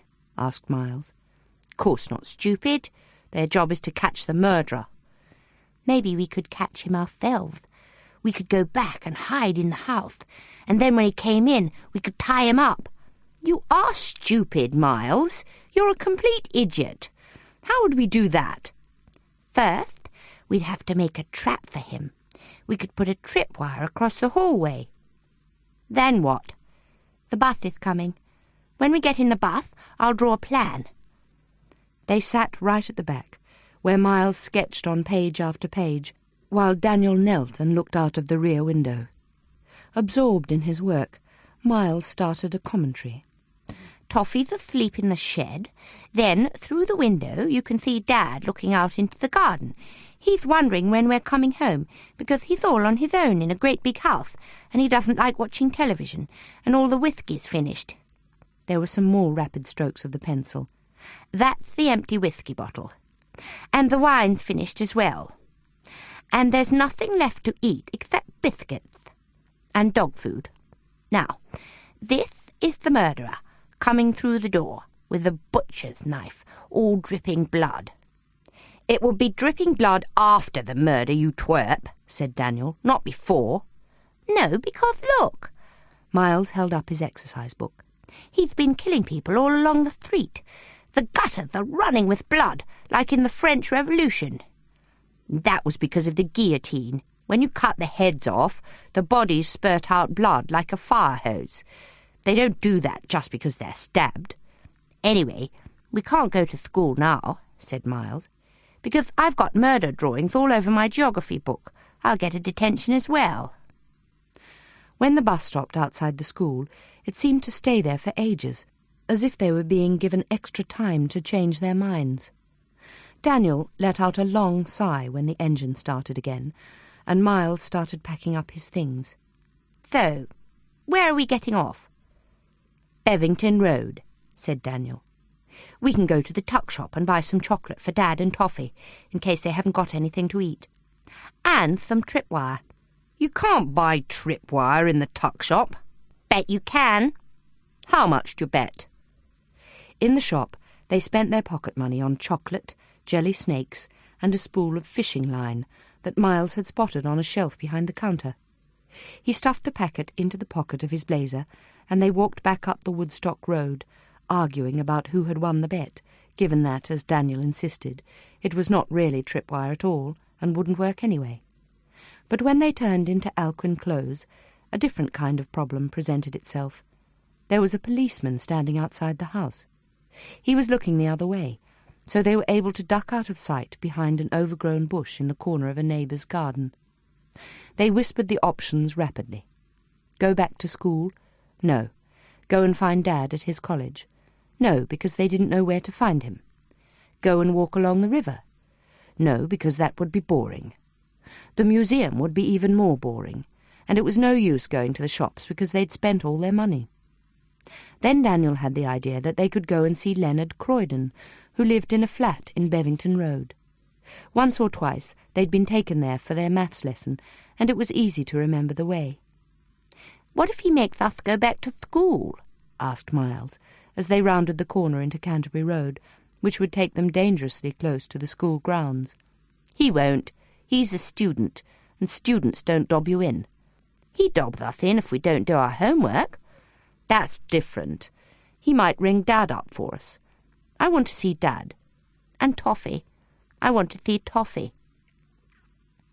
Leonard Croydon's Morris Minor was parked outside in the street, but when they knocked on the door of his flat, no one answered.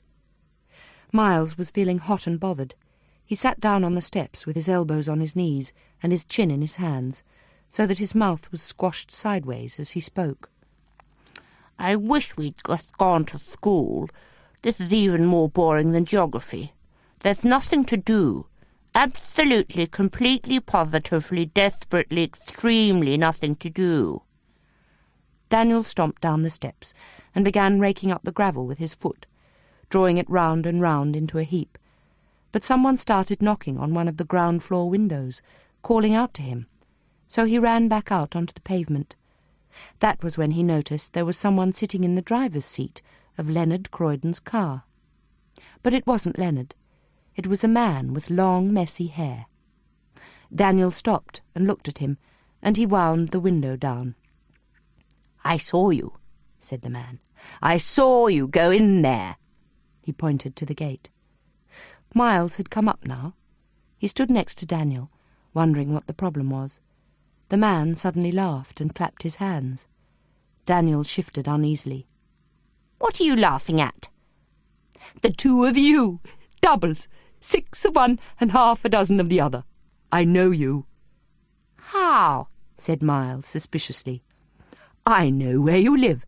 4 Alcuin Close. I know where you go to school. Why aren't you in school?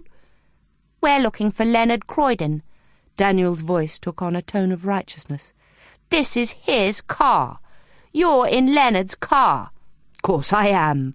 I'll take you to where he is. Get in, unless you'd like to go to the school instead. Get in, get in, get in. The man was jiggling around in his seat now, drumming on the steering wheel. Both boys got in the back, holding their satchels on their knees, and the car started and swerved out of its parking space so suddenly that they were thrown to one side. When they were out on the Banbury Road, going straight, Daniel started foraging in his pockets and pulled out the remains of the chocolate. He broke off 2 pieces and held them out to the driver. Want some? The man took it, opened his mouth wide and threw it in a way that made the boys laugh. What's your name? Asked Daniel. The Pink Panther. No, it isn't. Miles was giggling now. The Pink Panther's a film, said Daniel. I know, because we weren't allowed to go to it. But Philip went, said Miles. He's our cousin, and Dad went. Daniel interrupted. Because there's a lady in it with great big bosoms sticking out to here. To demonstrate, he held his cupped hands out as far as the space would allow. The boys giggled some more, but the man didn't seem to be joining in, so after a while they stopped and sat looking out of the window as the car went around the big roundabout. We're going out into the country, said Daniel. Where are we going? Told you, going to see Lenny Leonard. We're not allowed to call him Lenny. So where is he? Making circles. What kind of circles? As they came out of the roundabout, the man yanked at the gear lever, leaning forward in his seat as if to push the car to go faster. What kind of circles? Daniel repeated, emphasizing each word. In response, there was a shout of laughter. Is that what you most want to know? Miles didn't quite get the joke, but he giggled to pretend he did, and pushed his satchel onto the floor in front of him. The car was speeding up now, and the road in front was rushing towards them. How fast are we going? How fast do you want to go? I know this game, said Daniel. This is the questions game. Every time we ask you a question, you have to answer with a question, and every time you ask us a question, we have to answer with a question. Until someone makes a mistake, Miles nodded. Dad used to play that game with us in the car. How fast do you want to go, then? Repeated the man. Daniel got in first. How fast can we go? Miles followed up. Can we go 100 miles an hour? Is that what you most want to know? That's cheating, said Daniel. Repeating is cheating. So what's your name really? Asked Miles, trying to sound serious and sensible. Inglebert Humperdinck the Mighty Quinn, good golly, Miss Molly, and the Sundance Kid. I am the Walrus. The Mighty Quinn's the thong. You're giving us a quiz. I'm giving you a quiz, so guess my name. You can't guess someone's name, said Daniel. It could be anything. It could be Alexander or Marmaduke or anything. We've got 22 boys in our class, and they all have different names, except the Johns. There are 2 Johns, and another one in the lower second. Are you called John? I shouldn't think so. Try again. Rumpelstiltskin, said Miles, and coughed sharply. You can call me Smith. Mr. Smith. Just Smith. The car was going faster than they'd ever been before, and the air was rushing through the open windows. Miles gave a sharp cough, then tried to suppress the next cough, but it broke out of him as 3, 4, 5 coughs. He foraged around in his satchel for the puffer, shook it, and pressed twice, but hardly anything came out. He shook it again and took another dose. "I've run out of puffer," he said, pushing the empty inhaler into the pocket of his blazer. Daniel had his face right up to the window, to feel the air rushing at him, as if it were trying to blow his hair off. Miles wound his own window up and sank into the back seat, his arms crossed sulkily. "Anyway," he said to the man, "you're wearing Leonard's jacket. That's his black corduroy jacket. We met him in Oxfam when he was buying it. It's too big for him. Is that why he gave it to you?" Shouldn't think so. It's too small for me. It's nobody's jacket. It's wandering round the world, from one person to the next, but it'll never fit. Miles laughed politely. "That's funny. You're funny." The man jogged up and down in his seat, as if he was riding a horse, hammering the palms of his hands against the steering wheel. Chapter 22. An incident room was being set up in a community hall in the nearby village of Reddleton. The place turned out to be a converted barn, and its interior would still have been perfectly suited to stacking hay bales. Rough wooden floorboards had been put in, and brightly painted hangings decorated the walls, but there was no ceiling, and the cavernous space of the roof allowed free play to any crosswinds. It was divided up with partitions that could be moved around to suit the occasion. They were covered in posters for local activities that were being replaced with investigation maps and photographs of the scene of crime. Bryony tried not to be distracted by the painful irony of seeing a colourful display about the coming weekend's harvest festival moved to make way for last night's discoveries. Strange fruit. Another partition, cleared of its notices, now bore the label "Suspects" at the top. She stood aside to make way for a line of people carrying typewriters, phones, and file card boxes. The typewriters looked outdated and heavy, and the filing boxes were the wooden kind that stacked in towers. If we fill all those, she thought, we've already lost. Macready hated this kind of setup. To him, filing cards were at best for collecting dead leads, and at worst for burying live ones. After doing a full tour of the barn, she concluded that really there was nowhere in here suitable for conducting interviews. An elderly woman with tightly curled grey hair was arranging a row of tables against the back wall, removing the cloths and vases, which she was packing into a box. Bryony approached her. "Excuse me, where's the nearest ladies?"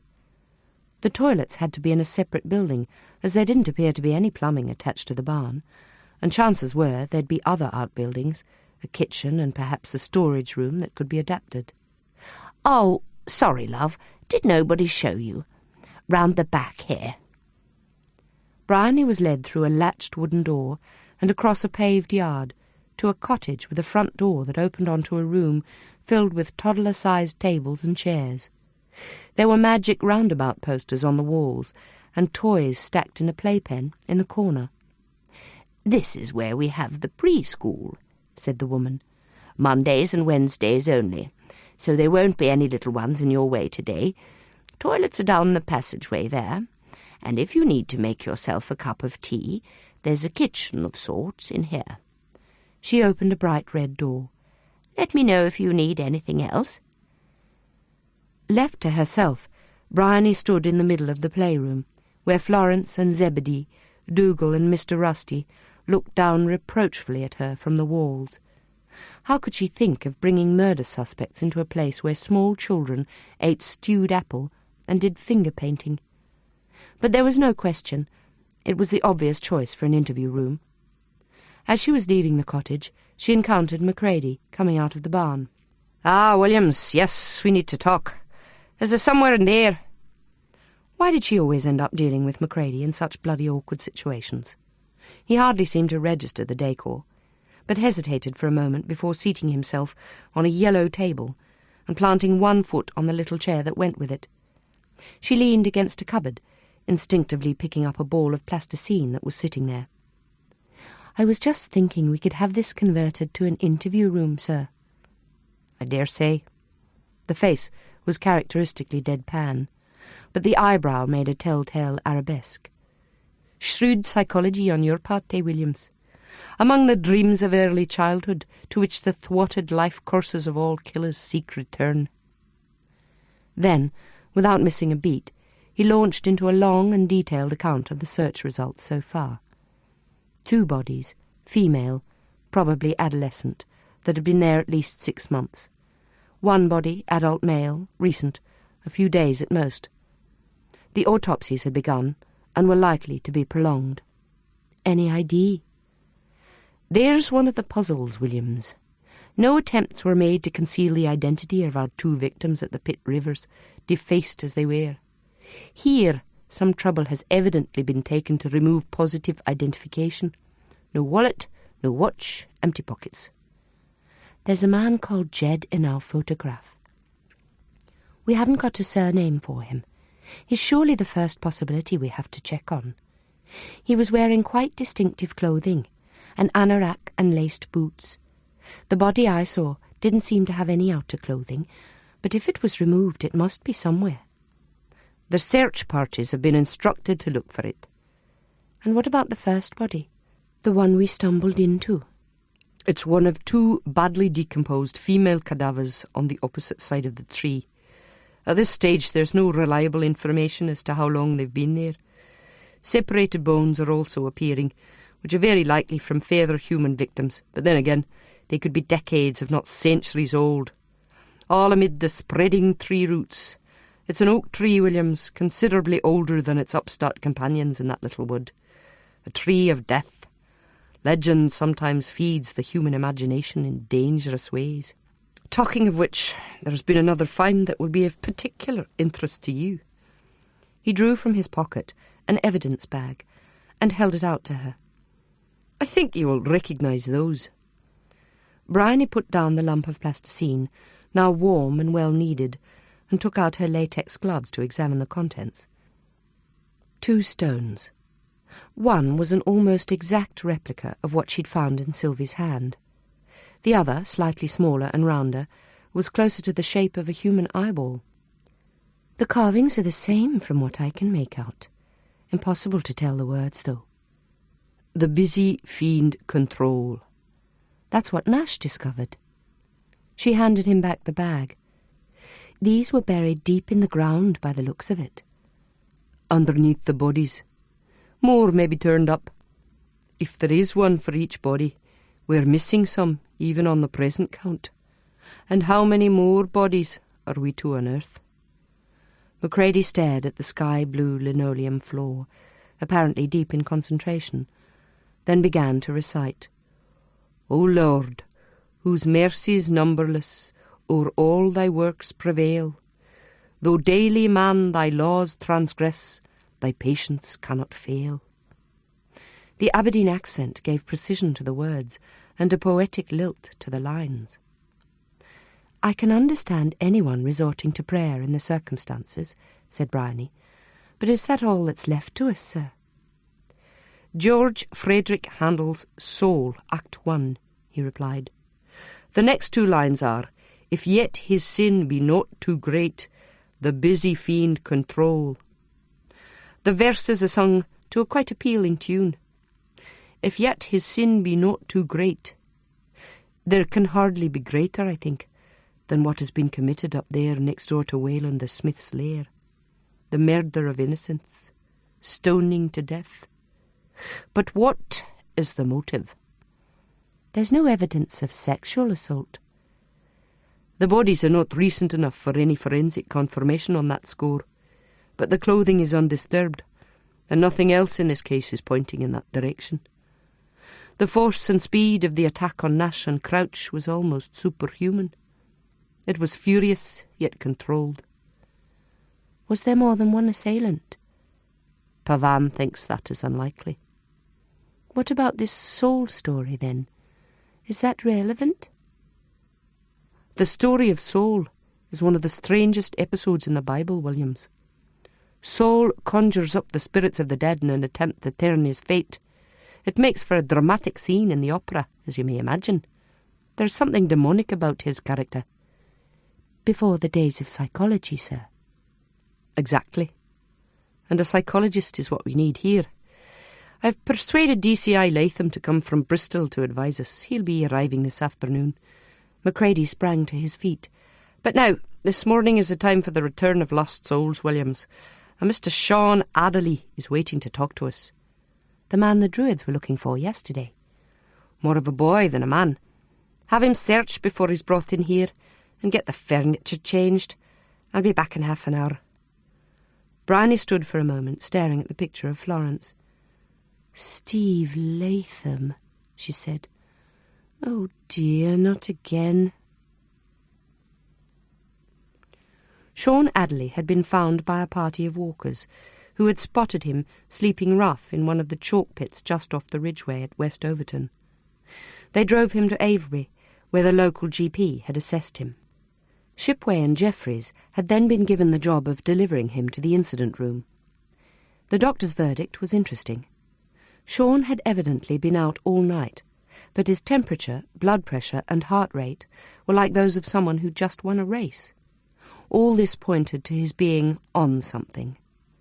Bryony was trying to guess his age. He was small and underweight, with greasy hair and staring brown eyes. There were spots of vivid colour in his cheeks, which gave him a fresh-faced look until you got a bit closer. "He's not a local?" she asked. "He doesn't live round here," said Jeffries, "but we see him often enough. Too young to be getting up to what he does. We've had our eye on him because we think he's involved in some drug dealing that goes on at Barbary Castle. It's pretty remote up there, so they think they're safe bringing out large quantities of the hard stuff. We caught a group of them in the summer who had about £10,000 worth of cocaine on them." "Cocaine? That's a bit unusual, isn't it?" "Very, apparently. At least among those hippie types.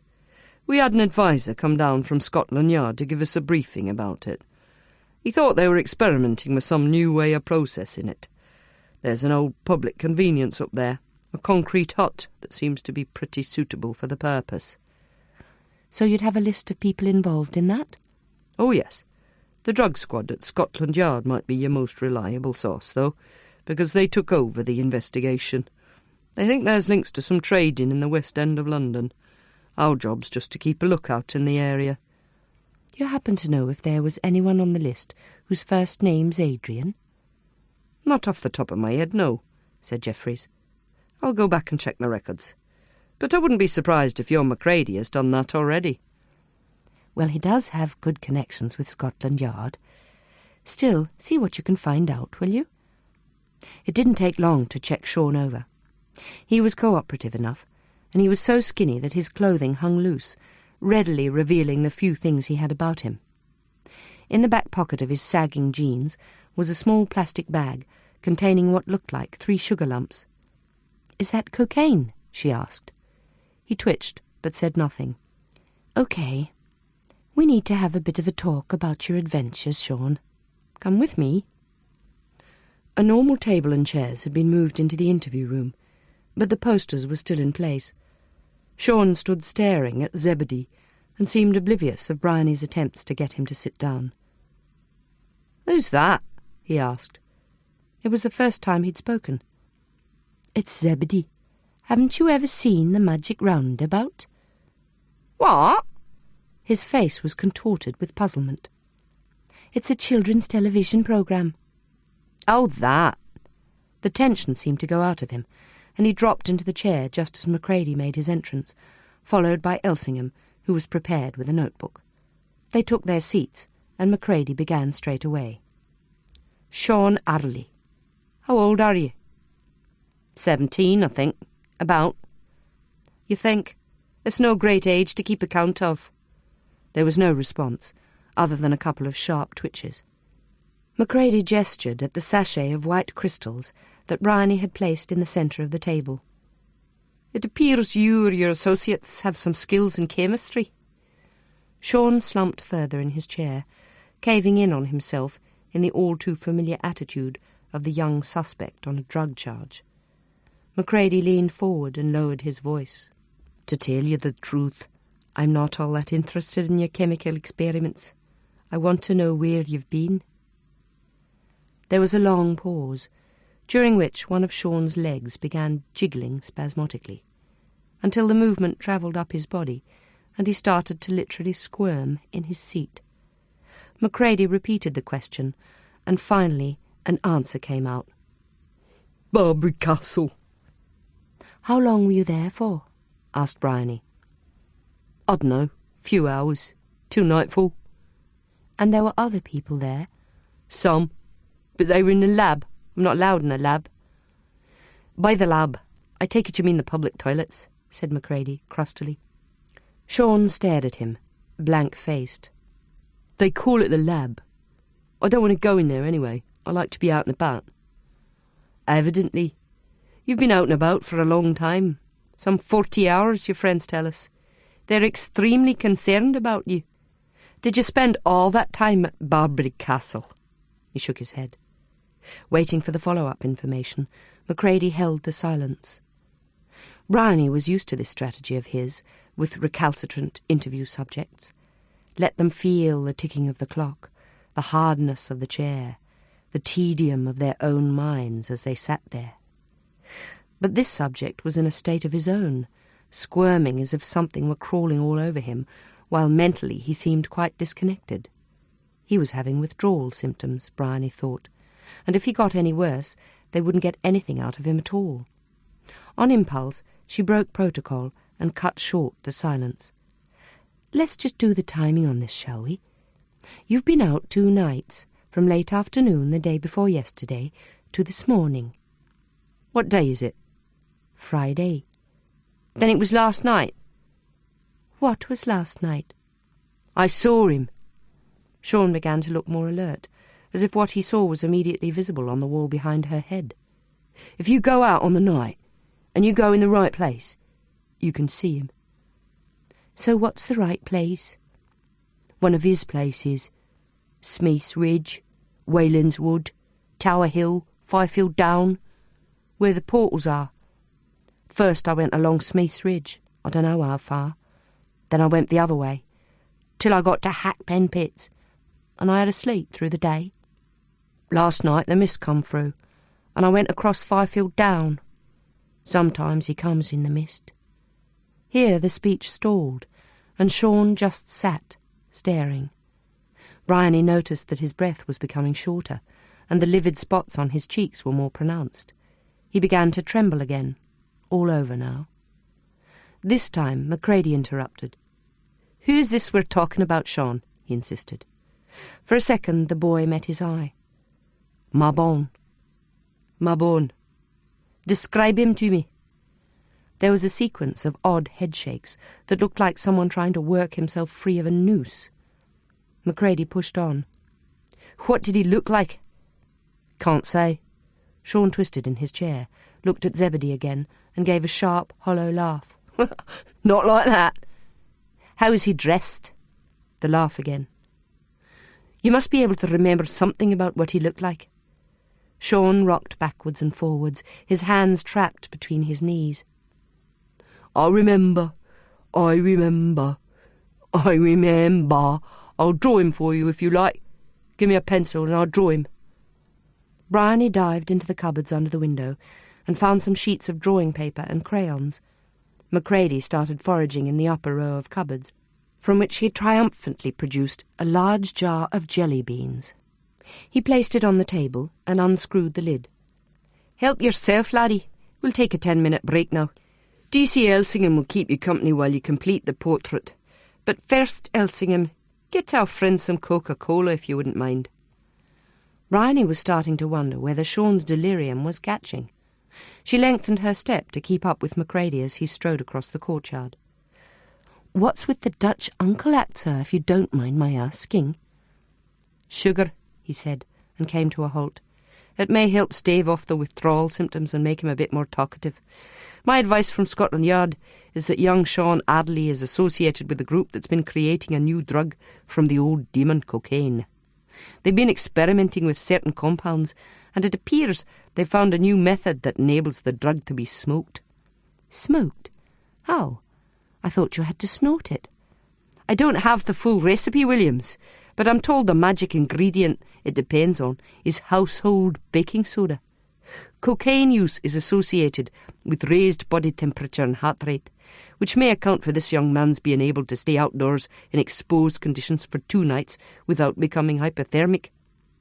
"If Scotland Yard knows about all this, sir, why is it still going on?" "What do you think, Williams? Work it out, work it out." "They're monitoring. They want to see where these experiments lead, and who they lead to."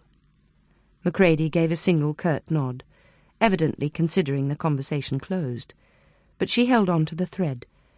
"But that means they must know a lot about the experiments, and also about who's doing them. Are they using an undercover agent?" "That is not your business to know, Williams, or mine." "I gave you a report on this character, Adrian. We don't even have a surname yet. Is he connected to this?" "Adrian John Gill, 19 years old, no fixed address. Treated at the Warrenford Hospital last April for an acute delusionary episode with violent behaviour. He was under the impression that he could knock down Magdalen College wall with his bare fists. The damage to his hands required 23 stitches. He treated the ambulance staff to a colourful lecture on the power of the human will." Bryony's first reaction to this was indignation. How do you tell a short-tempered boss who is always in a hurry that, even if he is 3/4 of the way to being a genius, he ought to have the courtesy to share critical information as it comes in? But she had her own needs to follow, and there was no time to waste. 10 minutes was just long enough for a phone call to Canning. The phones had been moved from a neat line-up along one wall to separated positions on the various desks and tables. She picked one on a small table next to a dividing screen that gave at least a modicum of privacy, and dialed St Aldate's station. "Yes, I paid a visit to our 2 young gentlemen," Canning said. "Quite a handful they are, I should think, even in the normal course of events. 1st of May, they tell me, was the date of their little adventure." 1st of May? They're sure about that? "Could be accurate. They remembered it was on the same day as the May morning singing, but I'm a bit sceptical of the rest of the story. Boys with a vivid imagination was my impression. Contradicted themselves when I tried to cross-check the story. I'd suggest you talk to them yourself, Inspector." When Bryony returned to the interview room, Sean was still completing the sketch, making rapid strokes with a black crayon. It was immediately clear that he was a natural artist. The figure emerging on the paper was 3-dimensional and dramatic, a dense mass of sweeping lines that brought out the features of a beast face, with deep, hollow eyes, an elongated jaw, and arching antlers. But in the expression and the set of the mouth, it was also, somehow, human. Macready entered quietly, and, like Bryony, stood a discreet distance away, watching him. Sean brought the empty Coke bottle to his mouth occasionally as he worked.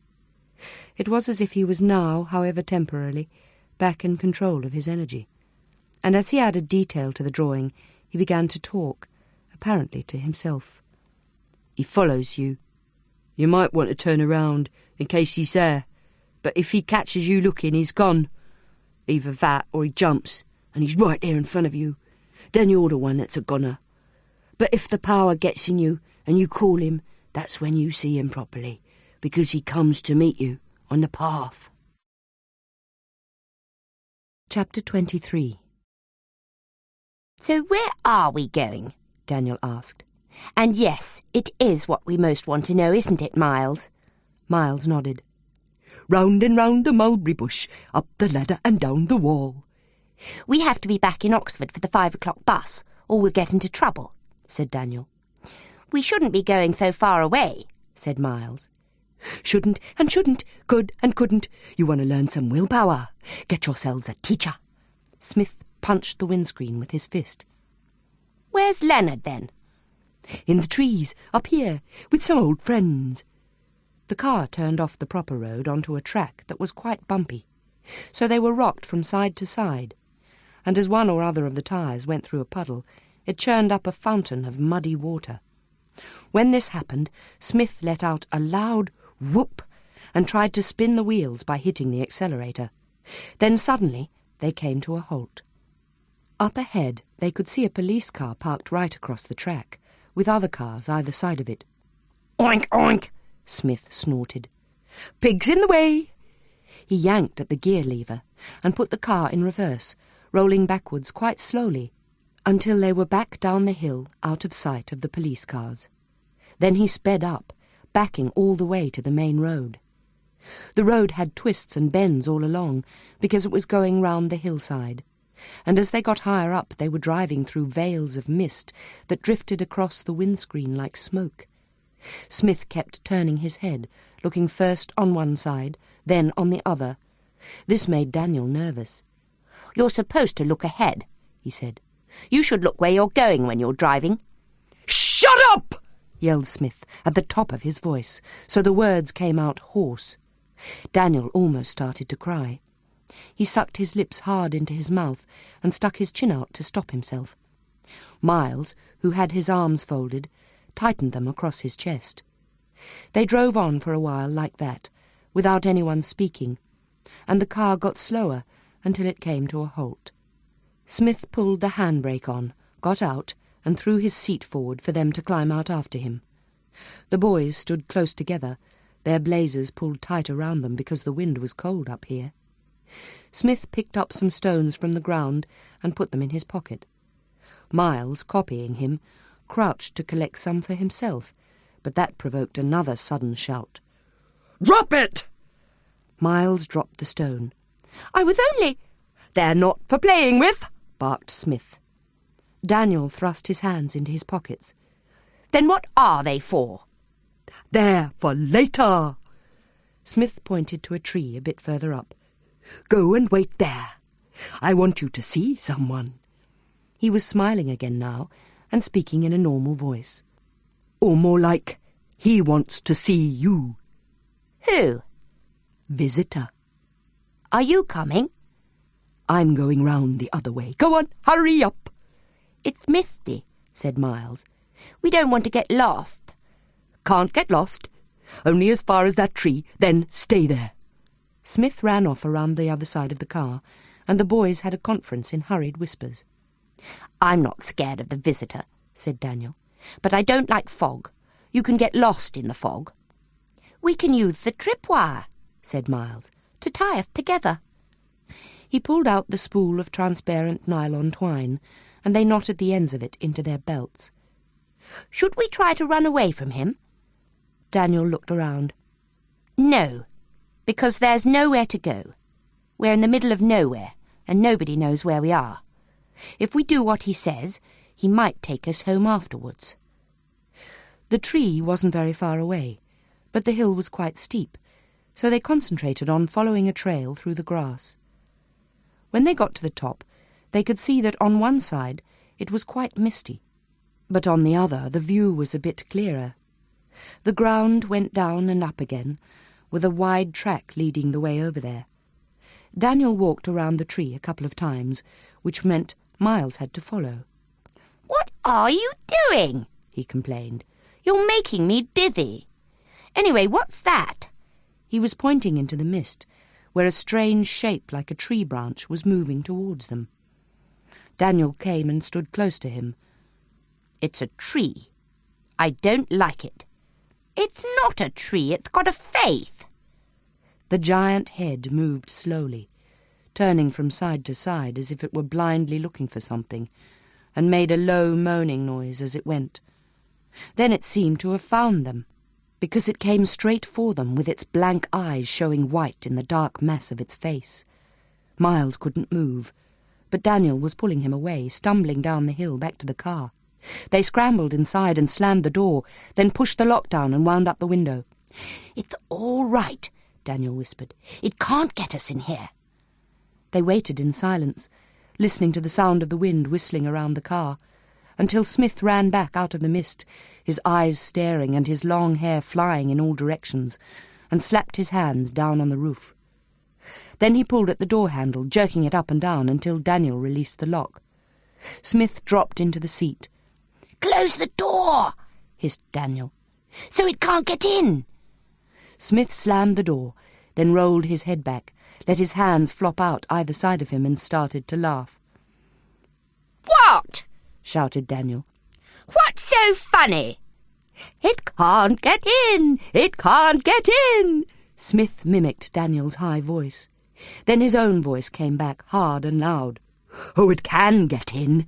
It can fucking get in wherever it fucking wants. It's the fucking visitor!" He turned the key, put his foot on the accelerator, and drove off with a squeal of tires. Chapter 24. Macready went off to check the progress of the autopsies, leaving Bryony and Elsingham to follow up on Sean Adderley's story. They went back through the interview notes that Elsingham had taken in careful, rounded handwriting. "You did well with these," said Bryony. Elsingham shrugged. "He talked slow." Smith's Ridge, Wayland's Wood, Tower Hill, Fifield Down. If they're special places of some sort, maybe that's where we should look for Claire. She spread out the Ordnance Survey map on the table, and they identified the locations. Tower Hill's the closest to Wayland's Wood. I'll tell them to get a search party moving in that direction. But I think we should go over to Fifield Down ourselves. See if there's any traces of activity where this thing is supposed to have made its appearance. Hadn't we better get some local support? What about asking Sergeant Jeffries to take us? We need him where he is, with the search parties. Besides, Sergeant Jeffries isn't going to know about portals. I've got a better idea. We'll ask Wade. But before that, where's Hannah? She's joined the search line, with the Druids. Best place for her, long as she doesn't break ranks. Let's find Wade. They were just in time to catch Wade driving his jeep down the track bordering Wayland's Wood. They signalled for him to stop, and Bryony sprinted round the front of the car to talk to him. He looked amused. "Light on your feet, aren't you, for such a tall one?" "Mr. Bowman, I told you about the name." "Wade, we need your assistance, please." "So do my sheep. What's up?" "I need to know about the places called portals." "Do you now?" Wade said.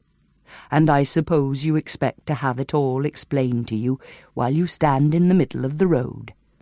"Not quite. We want you to take us to one of them, on Fifield Down." Wade stopped the engine and opened the passenger door of the jeep. "Why don't you at least take a seat so you can tell me what you're on about?" "Sean Adderley's been found, and he's got a story about seeing some vision out on Fifield Down," said Bryony. "Been talking to a visitor, has he? Well, I'm glad to hear he's back safe." "We need to go over to Fifield Down now, to inspect the particular area he's talking about. We thought you might help us locate it." He drummed his fingers on the rim of the steering wheel, dropped his chin onto his chest, then looked sideways at Bryony. "Oh, you do have a way of putting people on the spot, don't you? If you drive over there, we'll follow. You can't drive through the Valley of the Stones, not in that thing." He jerked his head in the direction of their car. "I can get most of the way to the portal in the jeep, but it's rough going." "Fine. We'll follow you as far as we can, then get out and join you when you leave the road." "Not likely. There's only 2 seats in this, and you couldn't ride on the back over that sort of ground. Even my dog would get thrown out." "It'll have to be you and me then, won't it?" They left Elsingham on the ridgeway just above Overton Hill. Wade drove the jeep east, along the path into the valley, where the mist was still thick and grew denser as the track turned downward. "Are you sure it's okay to drive through this?" asked Bryony. "I don't know how you can see where you're going." "I don't see where I'm going. I know where I'm going. That's why you've got me out here, isn't it? The mist hangs about in this valley sometimes." Bryony was suddenly jolted in her seat and clung to the side of the car as several jolts followed. "I warned you, didn't I? These are only little stones, but I'll have to stop in a minute, because I can't risk running into the bigger ones down there." As the ground levelled out, the jeep ground to a halt, and he pulled on the handbrake with a sharp creak. The noise seemed to drop into an immense silence. Bryony got out and stood there watching the thick white clouds roll across in front of her in several directions. The wind was coming from behind them, but it was as if the mists ignored it. They had a presence of their own. She was glad of the solid figure of Wade standing beside her. "Portals," he said. "Supposed to be places where the worlds meet. Myself, I'm of the view that those places are in the mind. But maybe coming out here makes the mind open up to them. I dare say you're a girl with her head screwed on. But you want to be sure to keep your mind on the job right now.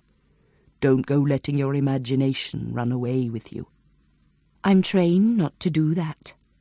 "Perhaps you are, or think you are. Imagination is sensitivity. You strike me as someone who's got more of that than you realize. All right. We'll walk through to the portal, then. If you follow in my footsteps, you'll be fine. But remember, there's stones all around us. Sarsens, big enough to send you sprawling, and it's a hard fall across one of them." He set off, slow and steady, and she literally picked her way from his footprints, feeling like the page behind good King Wenceslas. Wade was a good man, wasn't he? If she'd misjudged him now, it could be the last mistake she'd make. A stray gust of wind buffeted her with a sudden shove. It was the wind, wasn't it? Keep your mind on the job, she told herself. After about 10 minutes, Wade came to a halt. Beside him was a humped stone, waist-high. He put his hand on it. "We have to walk around this. Go careful, because there's another one right next to it, see?" The neighbouring stone was lower and darker, easy to trip over. "There's a ring of Sarsens." He took her arm and guided her in. "They're all around us here. This is the portal. The idea is you stand in here, and the spirits are drawn to approach. But they don't cross the boundary of the circle, so if you've attracted anything dangerous, you've got some protection." Bryony could just make out the varied shapes of the stones, which formed a circle about 12 feet in diameter. She crouched to look at the ground, moist and bare of grass, a perfect canvas for footprints. "Would you mind standing still a minute?" she asked. "I want to see who else might have been here." Sean had been wearing ragged plimsolls with worn rubber soles that might correspond with some smooth prints in the circle. But then there was something else, the pattern of a bare foot, so distinct in the mud that you could see the shape of the arch and the criss-cross marking of the flesh. She stood up again and looked ahead. Wade had his back to her, and his head bowed as if he was deep in thought. Maybe he was right, that she had more imagination than she realized, because last night's dream was playing back through her mind. As she tried to keep her attention on more immediate sights and sounds, though, she became convinced that there was a wavering dark shape moving towards her. Her breath caught in her throat, and for several long seconds she watched it, unable to even cry out. Wade, who was also watching, held very still for a moment before he spoke out in a steady voice. "Hold where you are." The shadow stopped, and as Bryony gathered her wits, she saw that it was a human silhouette. Obeying an instinct created by years of training, she stepped out of the circle and went to meet it. The Maynard of her dream had shrunk to the image of a sick girl, hair blackened by the rain, fringed coat transformed into a sodden mess, and her naked feet blue with cold. Claire. Wade carried her to the jeep, where Bryony took a good look at her. Her mouth was clenched shut.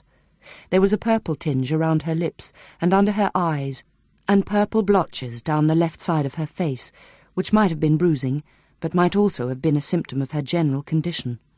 Spasms of violent shivering passed through her body. Bryony bound Claire's feet up in the scarf Constable Shipway had lent her, then began to pull away the drenched coat, which was stiff and clung like a monstrous second skin. When they finally got her out of it, she was wearing only a T-shirt.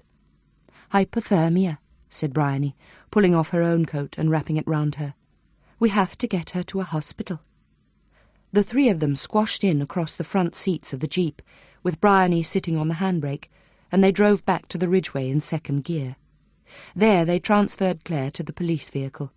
The radio was out of range, but as they got back out on the main road, Bryony managed to get a call through to the control room at HQ. "B-23 to Tango Bravo. We've picked up Claire Belmont at Uffington Fort in M Division. We'll take her to the nearest hospital in Wantage. Get the information to DCS McCready immediately, will you?" The officer in the control room did his work well, and by the time they reached the hospital, 2 paramedics were waiting for them with a stretcher and a cylinder of oxygen. Bryony told Elsingham to find Hannah and give her the news, then return. She was about to go into the hospital when Wade turned up. He insisted on going with her to wait at reception while Claire was assessed and sat, arms folded, without speaking.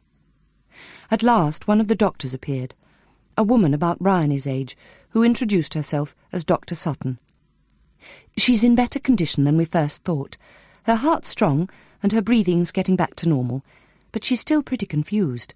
I wouldn't like your chances of getting a rational conversation with her before tomorrow. Is it urgent?" "Absolutely. She's a vital witness in a murder case." "She was semi-conscious when you brought her in. Another 20 minutes in that state and she'd probably have collapsed."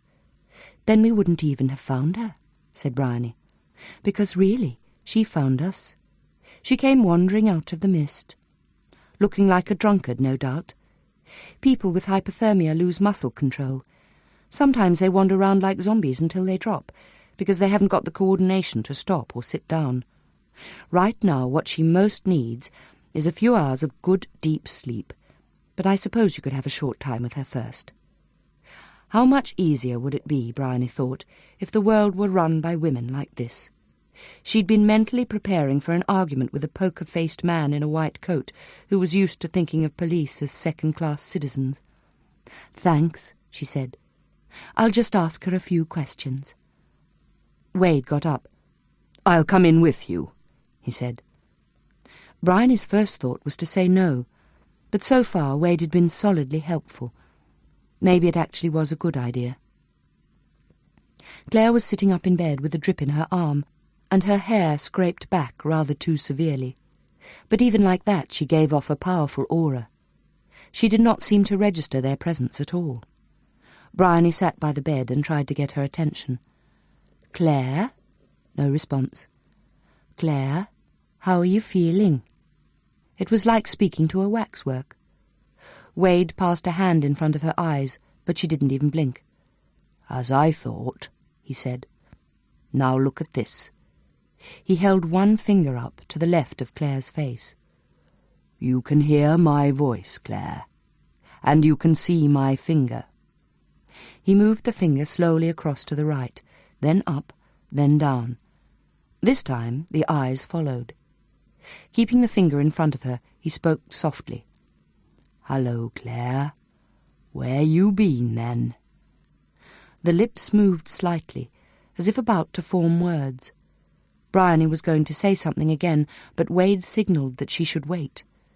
The lips went on moving, but no sound came out. He moved the finger back till it was level with his own face. "Look at me now.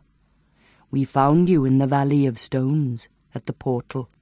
You're going to follow me out of there. Understand?" "Just a minute," Bryony interrupted. "Is this hypnotism?" Sure, it's hypnotism, but she's already hypnotized. I'm bringing her back, that's all. Means retracing her steps." Bryony was acutely uneasy. What were Wade's credentials for this kind of meddling? "If she needs a psychiatrist, we'll call a professional." "She doesn't need a psychiatrist. Do you, Claire? You just need to come back home. But you need a guide." "I'm sorry," said Bryony, getting up from her seat. "I can't allow it, not without medical advice. I'll call the doctor." "I'll call the doctor," said Claire's voice, in a perfect imitation of Bryony's, with the slight hint of a Welsh accent. Bryony wheeled around and sat down again. "What's that?" Silence. "Claire, if you can understand what I'm saying to you, I'd like to ask you some questions about where you've been." "Where you've been?" "Yes, we need your help." "You need my help?" "Yes, we do. Whatever you can..." "You need help?" Claire turned and stared at Bryony, her eyes coming alive with a hard, piercing look. Suddenly this was the face in Bryony's nightmare, and she backed off instinctively. But the stare followed her, as if holding her in an invisible grip, and the words came out one at a time like bullets. "You need help. There's a swing with yellow ropes, still moving backwards and forwards. There's no one on it. You can't see what's pushing it." Bryony was dumbstruck. For a few seconds she couldn't believe what she was hearing. "She's not coming back," said Claire, with a sudden smile. "Not ever." Almost without knowing what she was doing, Bryony bolted for the door and shut it behind her, then leant against the wall, panting. A passing nurse stopped, led her to a bench and got her a glass of water. Wade came out a couple of minutes later. "She'll be all right," he said to the nurse. "I'll take her for some fresh air." Then, holding Bryony's arm, he guided her out of the building. "There's some gardens over there. Let's walk around a bit." Bryony let herself be led. She was still trembling so much she could hardly speak. "Claire knows something about you, doesn't she?" said Wade. "How did she know? How on earth did she know?" "Now she's said what she said, why don't you tell me about it?" Bryony pulled her coat together and did up the buttons. "Goes back to when I was 7 years old. I had a cousin, a year older than me, Alison. She was more like a sister, really, because she lived a couple of streets away and we played together all the time. There was a swing in my back garden, with a yellow seat, and we used to push each other on it. I came home from school one day, and the swing was going backwards and forwards on its own, as if someone was on it. I was sort of mesmerized by it, and I stood and watched it for about 10 minutes before I went up and sat on it. Then it seemed to take off again of its own accord. A bit later my mother came out and asked if I'd seen Alison, because she hadn't come back from school. Well, she never came back." Bryony felt her voice breaking and stopped, clasping her hands together to keep them from shaking. "Anyway, we went through the whole thing. The first hours asking round everyone, sure that she must have gone to see another friend or something. Then through the night, and the next morning, wandering about, unable to understand how the world could look so normal. The first week, then the first month, she disappeared without a trace. And I never told anyone about that swing. Not a living soul." "Well, now you have." Wade's voice was calm and steadying. "That's what living souls are for, you know. To give you a bit of a lifeline out of something like that. Don't blame Claire in there for what she knows. It's just something coming through her, and whatever she says, she's the one who needs help." "Well," Bryony made a rapid effort to recompose herself, "here's someone who's come a long way to help her already." Hannah was jogging up the path towards them. "So where is she? Is she all right? Can I see her?" When Bryony got back to the car, she found Elsingham eating a takeaway hamburger and chips. He offered her the carton, and she fished out a rather limp-looking chip. "So, what's up with Claire? he asked. "She going to be all right?" "Should be, but I can't get any sense out of her. Could be another 24 hours before she's coherent, and that's hoping." "What's the matter with her exactly?" "Well, we're guessing really. The doctor I spoke to mentioned amnesia. It's possible. Severe hypothermia can lead to loss of consciousness, and she was on the edge of that when we found her. If there's insufficient blood circulating through the brain, as I said, I'm guessing." "You don't think she was, hypnotised?" Bryony stopped with a chip halfway to her mouth. "Why do you say that?" "Well, you know what I was thinking about as I was enjoying the view of the South Midlands through traffic? Kevin Donnelly. He tried hypnotism on Sylvie Beck.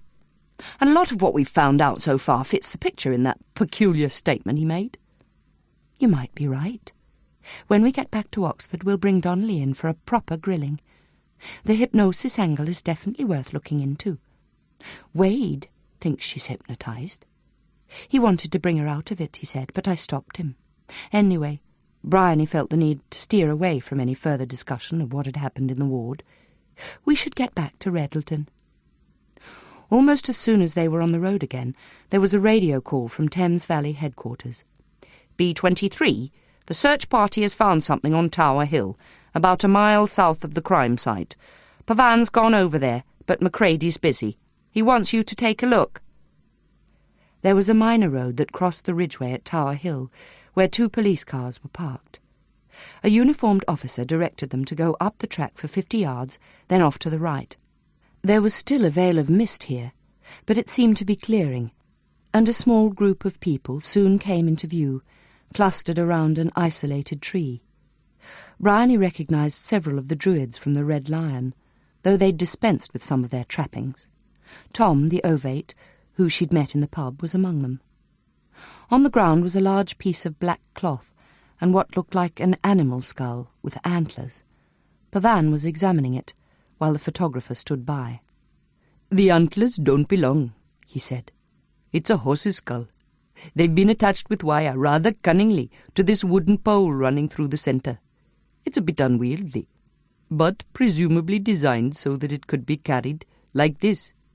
He raised the thing up, balancing the pole against his shoulder so that the skull reared above his head. The photographer began shooting, moving round him to get different angles. "Now see, if you drape that cloth around you, it would produce a rather striking effect, I think." "You're not kidding," said Elsingham, arranging the cloak according to his instructions. A monstrous figure was created, some 8 feet high, with daylight showing through its hollow eyes. The black cloth turned out to be a long circular cloak with geometric symbols around the hem. "What's it for?" asked the photographer. "A mummer's mask," said Tom. "I've seen versions of it around the place, but nothing quite so screwy. Who'd want to be inside this? Usually it's a horse character decorated with flowers and streamers and a sort of hooped skirt. There are ceremonies where it's paraded through the village before they act a play around it." Pavan lowered the thing to the ground again, panting with the effort. "I must say you'd have to be a better strongman than I am to keep it over your head for more than a few minutes." He propped it against the tree and bent down to examine the cloth. "This is wet, but not soaked in the way it would have been if it had lain here long. The whole contraption's been dropped, I'd say, and recently. See where the sharp edge of the bone has cut the ground?" Bryony put on a glove, picked up a chip out of the grass, and handed it to Pavan, who held it against the skull. "It's from the end of the nose here, where the bone is quite brittle." Bryony stood up and looked around. So if someone dropped it, or rather threw it off, they must have been in a hurry. Who found it? Fingers were pointed at a young woman who had been part of the conversation at the Red Lion yesterday. She'd taken the feathers out of her hair and was now wearing a black duffel coat. 2 other members of the Druid group were standing next to her. "Robin's got sharp eyes," said one of them, "like her namesake." "Can you take me to where you were when you first spotted it?" asked Bryony. The 3 of them walked with her down the hill towards the road, stopping about 20 yards away. From here, the tree seemed to be at the summit of a gradual rise, with the main hill behind it. Robin tested the view a bit to the left and the right. "Hard to say exactly," she said. "But from where I was looking, that lower branch of the tree was pretty much level with the line of the hill, and I noticed what I thought was a big branch on the ground. Then—" She walked forward a few steps. "I realised it had to be something else. Turned out to be one of the antlers." "How long ago was this?" "An hour, maybe." "And was there a lot of mist around?"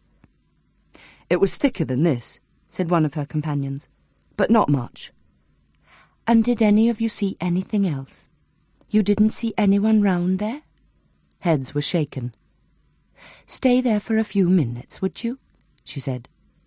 She walked back to the group by the tree and borrowed a police whistle from the uniformed sergeant who'd been directing the search, then drew Elsingham and Pavan aside. "I want to test something, Elsingham. Can you go and join that lot down there and ask them to walk further back, following the line of approach they took on the way here? When I blow the whistle, turn round and look this way and notice what you can see." "What's the idea?" asked Elsingham. "The ground around here rises in stages, so they'd have come over that hill before they started on the slope of this one, which means whoever was standing here could have spotted them before they saw him. That's what I want to test." She looked at Pavan. "You'd be about 5'11", that right?" 5'11.5", he said. "Well, let's suppose whoever was playing round with this costume was a pretty tall bloke, 4 or even 5 inches taller than you." Elsingham, who was one step ahead of her now, found a rock about the right size and rolled it towards the trunk of the tree. "Good. Now stand on that, Pavan, if you wouldn't mind." The experiment was far from perfect, but good enough to demonstrate that the hypothesis had something going for it. If the mask-wearer had been interrupted, what was he up to? And for whose benefit was he wearing all that regalia? Bryony felt a strange kind of relief. "Well, that's one mystery solved," she said. "Sean Adderley met up with a very human kind of devil." Tom, who had been standing watching all this with his arms folded, stepped forward and grasped the horns, holding the face up in front of him. "You've got it wrong," he said. "The point is, what makes a man get inside a thing like this? What gets inside him when he's looking out through these holes?" Things were happening fast, but Bryony wasn't sure whether they were working themselves out or sliding into still deeper waters. As Elsingham started the car, she was filled with misgivings. "I keep wondering whether Macready's onto something he hasn't told me about. I want to check in with him." Macready was sitting in a makeshift office he'd put together by bringing 2 partitions into a corner of the barn, and he was in a suspiciously buoyant mood. He commended Bryony for the efficiency with which things had been handled, and studied the map as she gave her account of finding Claire Belmont. "So, she's in a somewhat distracted state." "You could put it that way." Still far wide." "Sir?" "A quotation from King Lear. It describes the state of the king after a night with the elements." "Far out is a more popular expression these days, sir." "I told you this was a morning for the return of lost souls, Williams, and both of them have been wandering in the Valley of the Stones." "Sean says he saw Mabon there. But now we find the costume up on Tower Hill. There's supposed to be a string of these portals between here and the western end of the Ridgeway. The masquerade is getting about a bit, isn't he? Sean knew he was going to be out on Fifield Down. He went there on purpose to try and raise him. But how does Claire get there, when we saw her in Wayland's Wood yesterday? We couldn't have got there without the jeep."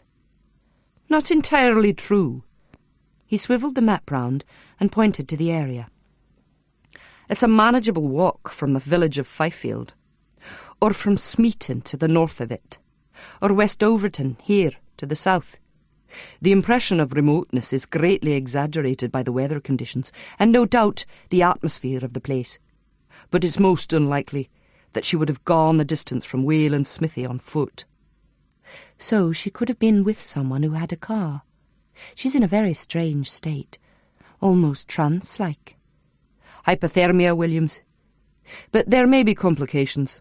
I've just spoken to Latham on the phone, and he's been in communication with the hospital. He's arranged for Claire Belmont to be transferred to the Radcliffe Infirmary. Bryony bit back an impulse to ask sarcastically what business it was of Steve Latham's to go organising things like that. No doubt he was about to come barging in on the case as if he knew it all, before he'd even begun to learn the complexities. She decided to change the subject. "Is there any progress on Adrian Gill, sir? My hunch is he's the one who was wearing the costume." The devil's garb. Very likely. Would it surprise you, Williams, to hear that Superintendent Foster has made something of a breakthrough in the quest for news about Mr. Gill's activities? Is this a story about footprints? Indeed it is. The oldest clue in the book, and still one of the most reliable. There are some clear footprints in the area where we found Claire, but I didn't see any like Gill's. What's the story, then? Gill has made the mistake of acquiring a new pair of shoes by somewhat unorthodox means. Size 12 is beyond the standard range, but there are 2 specialist shoe shops in Oxford that keep some stock of it. Ducker's in Terrell Street, where I buy my own shoes, and a place in the covered market which keeps a bargain bin outside, where irregular sizes commonly end up. So he helped himself? Bryony asked. A pair of size 12 rubber-soled shoes was taken from the bargain bin one morning in early June, but the culprit was spotted by the manager, a Mr. Hartley, who chased him out to the street, where fortunately a police car was in sight. But if Adrian was caught, I assume it's him you're talking about. He wouldn't have ever got to wear these shoes. That is the glory of it. The case went to court. Mr. Gill confessed in an exemplary manner, and the magistrate put him on probation. In a fit of generosity, Mr. Hartley then gave the shoes to the young man as an encouragement to walk in the paths of righteousness in future. Adrian Gill chose instead to take up a new career as a domestic intruder, leaving distinctive footprints in 2 areas on the premises at 4 Alcuin Close and another in the back garden at 78 Kingston Road. Since the shoe had a ridged rubber sole, the impression was easy for Mr. Hartley to identify from the sketch Foster showed him. So what about Gill's probation? He left the address he'd given and was not tracked down. And the footprints? I knew about the ones in the hallway. Where's the other place? We couldn't find any prints in the upstairs rooms. The floor was too rough. The roof of a shed beneath the windows of the top floor was covered in leaf mould, which held one reasonably clear impression. Traces of leaf mould were also found on the floor of the spare room next to Sylvie Beck's bedroom. What about fingerprints? I asked for some particular checks to be made in the kitchen. That is something for you to follow up on then. Get back to Oxford, Williams. I want you to return to the inquiry lines from the Alcuin Close murder. Chapter 25. Miles and Daniel had been silent for nearly half an hour, while Smith drove through the hills, then back onto the main road, all the time leaning into the steering wheel as if he was pushing the car onwards. Miles pressed his forehead against the car window to feel the vibrations, because when the vibrations got down into his chest, he found they sometimes helped his asthma. He had begun to feel as if the thing they had seen was a punishment for skiving. When you were in the classroom, at least you were safe. He thought about that for a while, then said, "You can take us back to school if you like." He looked at Daniel, who had untied the fishing line from his belt and was winding it round and round his fingers. "That would be all right," Daniel said. "My watch says 10 to 3. We'd be just in time for the last lesson." "And detention," added Miles. "But we don't mind, really." Smith lifted both hands from the steering wheel and slapped them back down again, so the car swerved. Miles decided it would be better to stay quiet and went back to looking out of the window. He wondered which direction they were going in and tried to read the signposts they passed. After a while he saw one that said Oxford. A bit further on there was a bigger sign that said Oxford 7. 7 miles wasn't very far. Then they slowed down. The signs still said Oxford straight ahead, but the car turned off. Where are we going? Asked Daniel. We're supposed to be going home now, said Miles, or our mother will wonder where we are. The police might come looking for us. Smith didn't seem to have heard them. They were going up a hill, a steep hill, with the engine revving hard. At the top there was a view over the countryside, with the spires of Oxford glowing yellow in the valley far below them. If they stopped here, it would be a long way to walk. The car turned again and went round several sharp bends, so that the boys were thrown from side to side. "Nearly home now," said Smith. Daniel burst out. "But this isn't our home. Our home's in Oxford." Miles tried to sound more polite. "Or Woodstock, actually, because that's where we're staying at the moment." Smith laughed again. "You're staying with me. The visitor's taken a liking to you." Daniel was sitting in the middle of the back seat, so he could look out through the space between the front seats. "But he can't find us now. We're going too fast. He couldn't catch up with us." "Doesn't need to. Wherever you are, he can find you. Once he's met you, he can always find you." They drove a bit further, round more bends. Then Smith stopped the car and turned in his seat to face them. "Why has he taken a liking to us?" asked Miles. "He likes twins. Do, the lily-white boys, clothed all in green, oh." He sang the words to a funny little tune. Daniel was getting worked up. "What's that supposed to mean?" he said rudely. "Boys are better. Last time he got girls. He likes boys." "What for?" Daniel shouted in a voice that sounded like he was going to cry. "Keeping the portals open. Living and the dead." Smith sang again.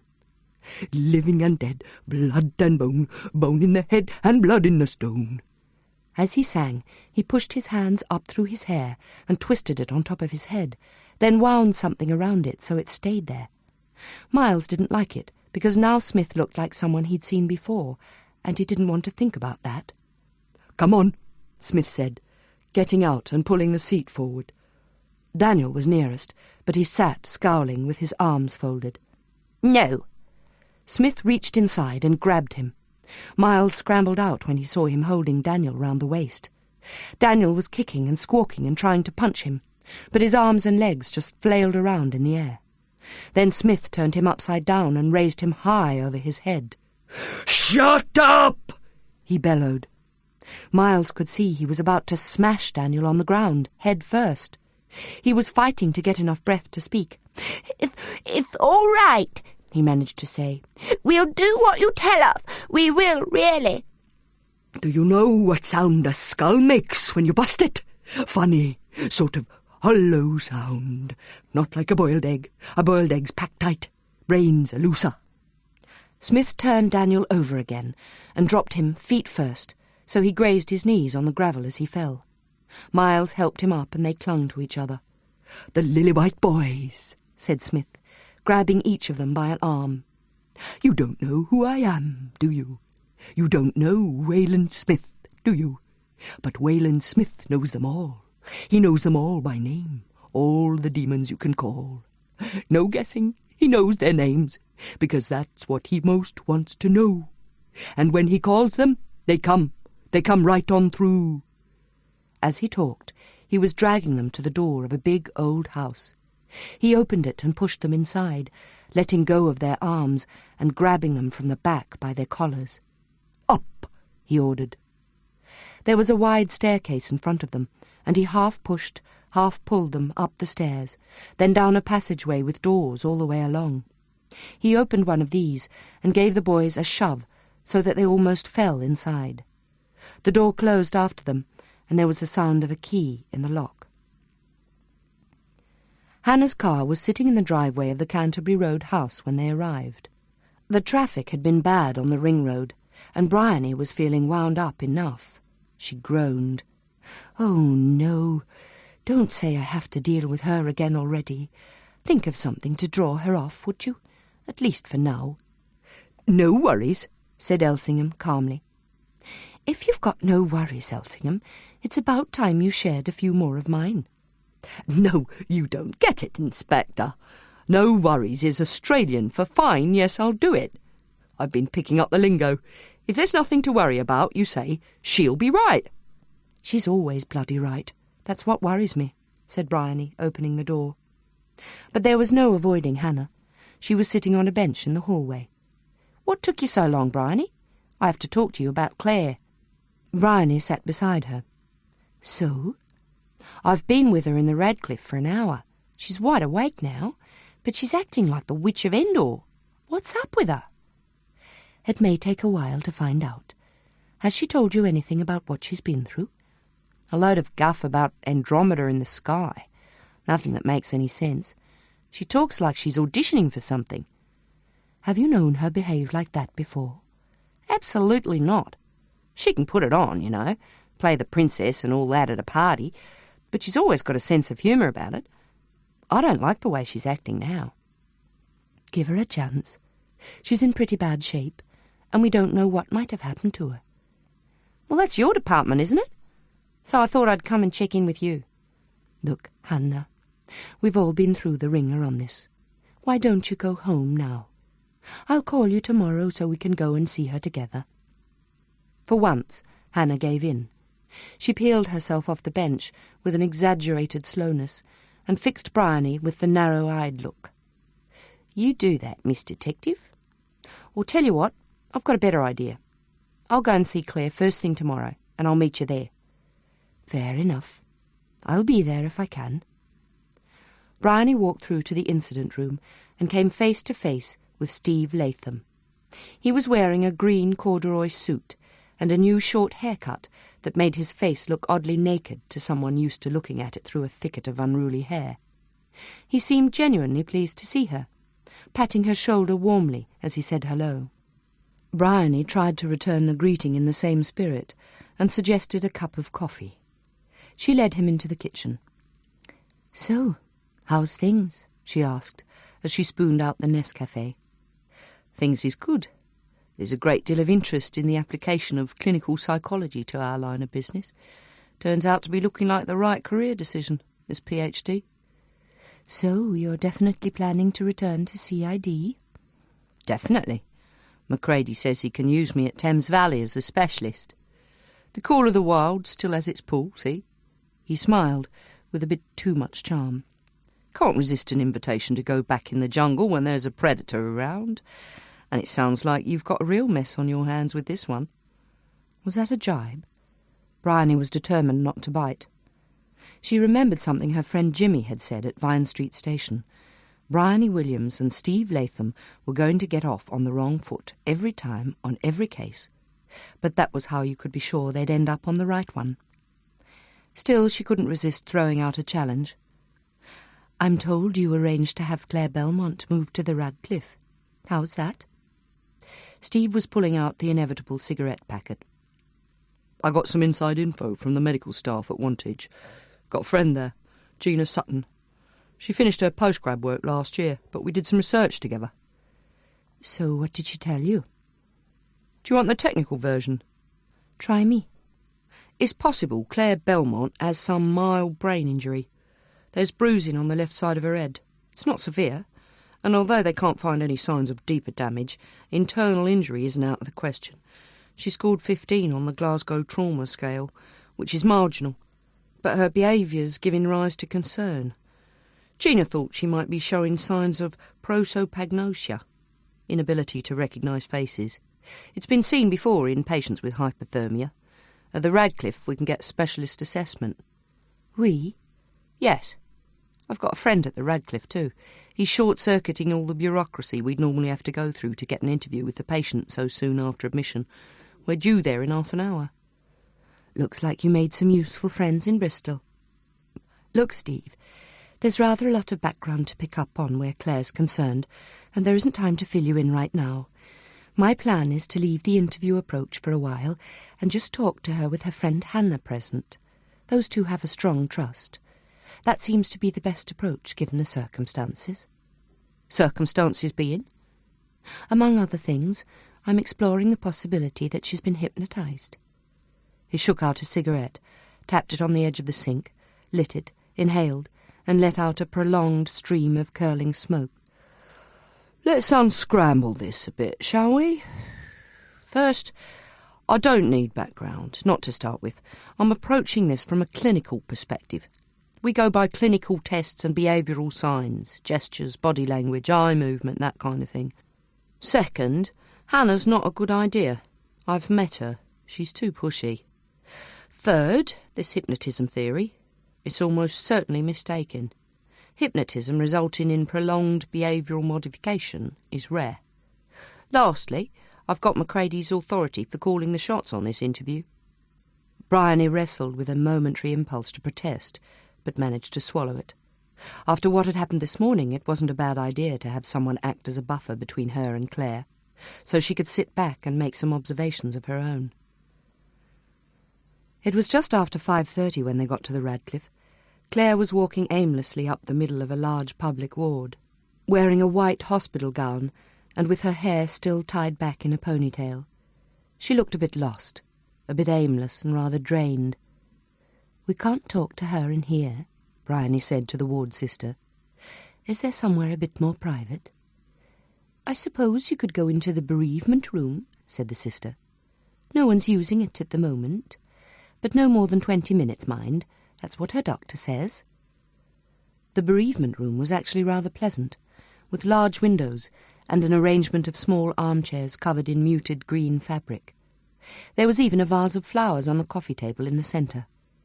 Claire sat staring at the flowers. Steve took a chair and moved it so that he was sitting directly in front of her, and Bryony was sidelined. "Claire," he said, "how are you feeling?" "I'm feeling fine." Well, at least she was responding to questions, which was an advance on what they'd met with this morning. But the words were spoken flatly and without any change in the direction of her gaze. "Good!" Steve clasped his hands together and leant forward. "Do you know what day it is, Claire?" "Friday." "Do you know where you are?" "Ward 7B at the Radcliffe Infirmary." "And I expect you're looking forward to going home. Next question, though, is where you've been." The eyes remained fixed on the vase, and it occurred to Bryony that Claire was just a little too posed, with her head tilted slightly to one side and her eyelids half shut. Steve was gazing at her. "Watch out," thought Bryony.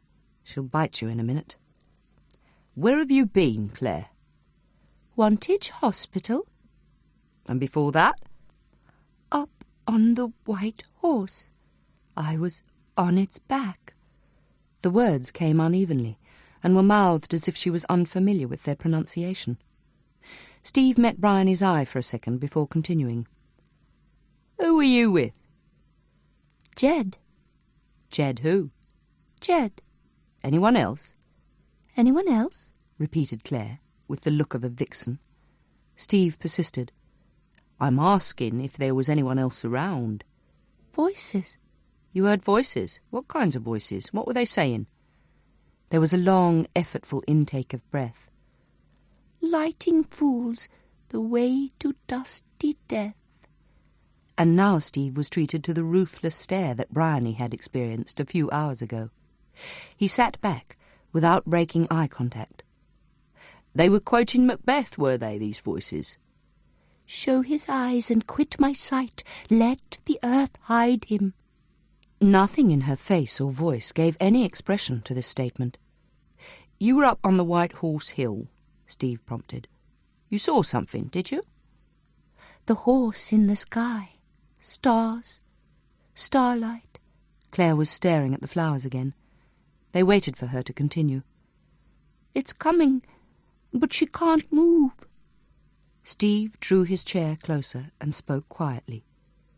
"Who can't move?" "Were you tied up?" This time the words came smoothly, as if she were talking in her sleep. "You're lying on the giant horse's back, Claire, looking at the horse in the stars. When you lie on the ground, the earth comes rushing to meet you. Gravity is a force that answers your weight. The world turns.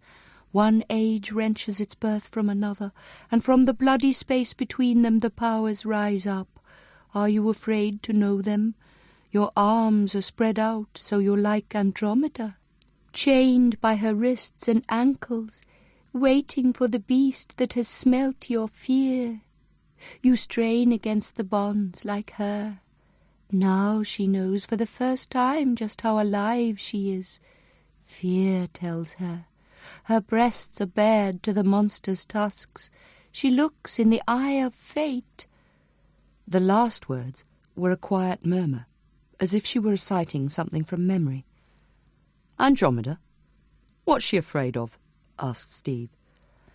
By the pricking of my thumbs, something wicked this way comes, through the fog and filthy air. It stops. Before it can tear her eyes from their sockets, the beast is turned to stone. An arm strikes at her chains, and her limbs are her own again. Perseus. But she mustn't look at him, because he's holding something that you can't look at. He's cut off the head of the Medusa. Holds it up, where the writhing monster will see it, and the flailing thing stops dead in the air. The bonds are broken. The head bleeds, and, as the blood falls, Pegasus rises. He spreads his wings and leaps, the horse in the sky. You can take flight now, on his back. He lifts you out of the coffin of mortality, and you can see below you the white shape of the horse on the hill, and the hollow of his manger. You can go where you please, Claire, and see all things. And now you know how the dark, pulsing blood of life is wasted on little beings. Tomorrow, and tomorrow, and tomorrow. Is that all it is? Strong life is born of spilt blood, and calls the dead to do its bidding. What are you going to do with your vast new life, Claire? She stopped, and stared again at Steve, who leant back in his chair, holding her gaze. Nice speech, he said. What's it from? Or did you just make it up? Maybe it was written in the stars, eh? Perseus and Andromeda. He kills the Gorgon and uses its head to turn the other monster to stone. Nice work. An efficient way to deal with the forces of evil. Compared with the way we have to go about things. Anyhow, what I want to know, he leant forward again, is what happened to you, Claire Belmont. You do know who you are, after all. What happened to you up there on the hill, eh? I don't know. There was a voice talking all the time. Whose voice? It was pulling and sucking at my thoughts, pumping images into my mind. There was a brisk knock on the door, and a nurse poked her head in. Time's up, I'm afraid. Steve steered Bryony out of the room by her elbow. Wonder how many more of those little speeches she's got stashed away. What if she was assaulted? Said Bryony. I didn't like the sound of that stuff about sucking at her mind. Mind rape? That's a female fantasy, Bryony. I do have a perspective on this, you know, she said, shaking off the grip on her elbow. And I'm perfectly capable of finding my own way down a hospital corridor. You seem to be forgetting I've been virtually in charge of this aspect of the case. Don't try to own cases, Bryony. I've told you about that before. You've got a nerve. Look, a nurse came striding round the corner, wheeling a trolley loaded with sheets and towels. We need to talk, said Steve. I could do with a drink, couldn't you? Eagle and Child's the nearest. Outside, a light rain was falling, and both of them struggled into their coats as they walked. They had the pub virtually to themselves, and she picked the window seat in the front parlour, unbuttoned her mac, and stared out at the gloomy view of St. Giles. No more Indian summer. Could she really stand this town as winter took hold, sleeting up the pavements and making the college walls look like the boundaries of grimy prisons? Steve came back with the drinks. Half of shandy. Did I remember right? You won't get too silly on that, will you? Bryony let him get settled and take the first swig of his pint. Listen, Steve, we've got to get a few things straight. First, it's me that's got the background on this. I told you, Bryony, you can't... Shut up, I haven't finished. It's got nothing to do with trying to own the case. It's to do with professional respect. You don't just come barging in and cutting across my judgment in the middle of a complex inquiry. You don't know what you're dealing with here, Bryony. You tell me I don't know what I'm dealing with. I've been on this case for a week, morning, noon and night. I've talked to Claire's friends, read her diary, seen her bedroom, and even had a bloody terrifying nightmare about her. You sit there and gaze into her beautiful eyes for 20 minutes, and suddenly you're the expert? Are you trying to prove you're the most annoying man in Oxford? It's hot competition, believe me, but you're looking pretty likely in it. He took a gulp and wiped the foam from his upper lip. "Oh, Bryony," he said, mock morosely. "I didn't know you felt that way about me." There was a long pause as they finished their drinks. Then he looked at her sideways, and suddenly she giggled. "Sorry, I'm afraid you're funny when you're tragic." "Do I get a turn at the speech-making now?" he asked. "Because there's a couple of things you might want to bear in mind before you go barging back in to consult the oracle down there. Either Claire Belmont's got some neural damage, or she's got psychopathic tendencies." "She's got what?" "There's all the indications. 1, eye contact. There's no social eye contact at all, just staring at you, or staring in some other direction. 2, body language." "What body language?" "Exactly. None at all. She was stock still practically the whole time. No movement in the face either. 3, she's delusional, conjuring up images of herself as Andromeda in the sky. And this idea that she's psychic, I've just been reading her diary in the incident room back there, whether she actually believes she's got psychic powers, or whether it's a game she plays to manipulate people, I wouldn't know at this stage. But actually, I'm much more inclined to think she's got neural damage, which could predate the episode she's just been through. In the diary, there's something about her being unable to see faces, including her own in the mirror. Isn't that right?" "Yes." "You see, that's a primary symptom of prosopagnosia. She talked about voices as if she was hearing people but not seeing them. Another symptom, though research isn't clear on this yet, may be the inability to match facial and emotional expression. That would account for her tendency to look at you as if she's about to stick a dagger in your throat." "Great. A critical witness who can't recognise anyone. So where does this get us?" Chapter 26. They strolled back towards Canterbury Road as a muddy kind of darkness gathered around them. "So, do you like Oxford?" Steve asked. "I'm surprised how well it seems to suit Macready.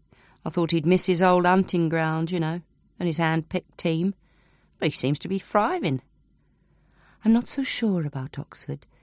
People have this romance with it, and that turns me off, especially when all my time spent discovering its ugly realities. But it's got something. As for Macready, I'll make a bet with you." "Oh, yeah?" He looked sideways at her, with a distinctly flirtatious smile. "I bet he's back in London within 2 years. It's all management here since the amalgamation. He spends most of his time on the phone in the office, moving personnel around. As soon as the Pitt Rivers killings were reported, he was out of there and in the thick of it. Anyway, I thought your brief was to advise on motive." "What's the motive for that?" "Part of a cover-up cycle. Nash and Crouch were onto something and their efforts had to be scotched." "Is that all you've got to say? You're avoiding the issue, Steve." "What issue exactly?"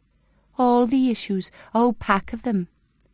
What Nash and Crouch were onto, the inscription on the stone, the busy fiend control.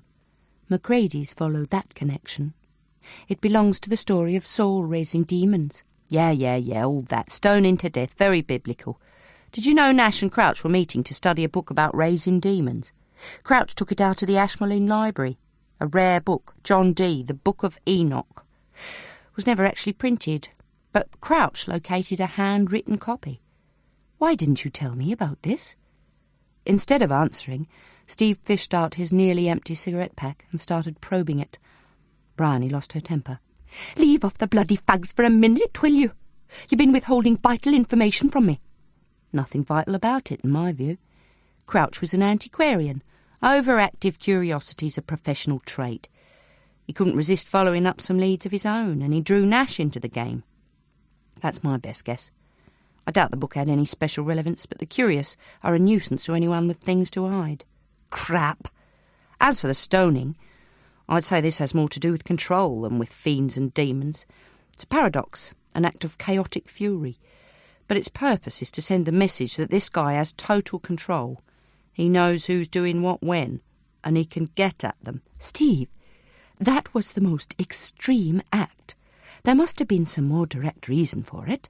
Control freaks are extreme, because they're out of control. That's how it works. Stoning people is actually an ancient form of punishment. That's relevant, I'd say. Relevant to the psychological profile at any rate. And do you think he was trying to punish Sylvie and the 2 little girls he killed in Wayland's Wood? That doesn't make sense. Different episodes, different meanings. Killing as a substitute for possessing them in some other way. This guy might be impotent, especially if he's on cocaine. It's a pathology of control. I'm afraid that logic's too fancy for me, and I still think it's avoiding the issues. She was about to elaborate, but as they turned the corner into Canterbury Road, it was immediately obvious that something had gone wrong. There were too many police cars, and uniformed officers were milling around the entrance of the building. Steve and Bryony doubled their pace and arrived suitably breathless, to be greeted by Elsingham outside the closed door of the main incident room. "I need to have a word with you, Inspector, before you go in there. I've tracked down Donnelly, and he's ready to see you. But we've got a new situation, I'm afraid. I've asked Donnelly to wait in there." He pointed to the door of the small office next to the kitchen. "Dr. Gleeson and his wife are in the incident room. Seems the boys haven't got back from school. Canning's gone to Woodstock to keep an eye on things there. But I'd have to say it's not looking too good." "Has Macready been told?" asked Bryony.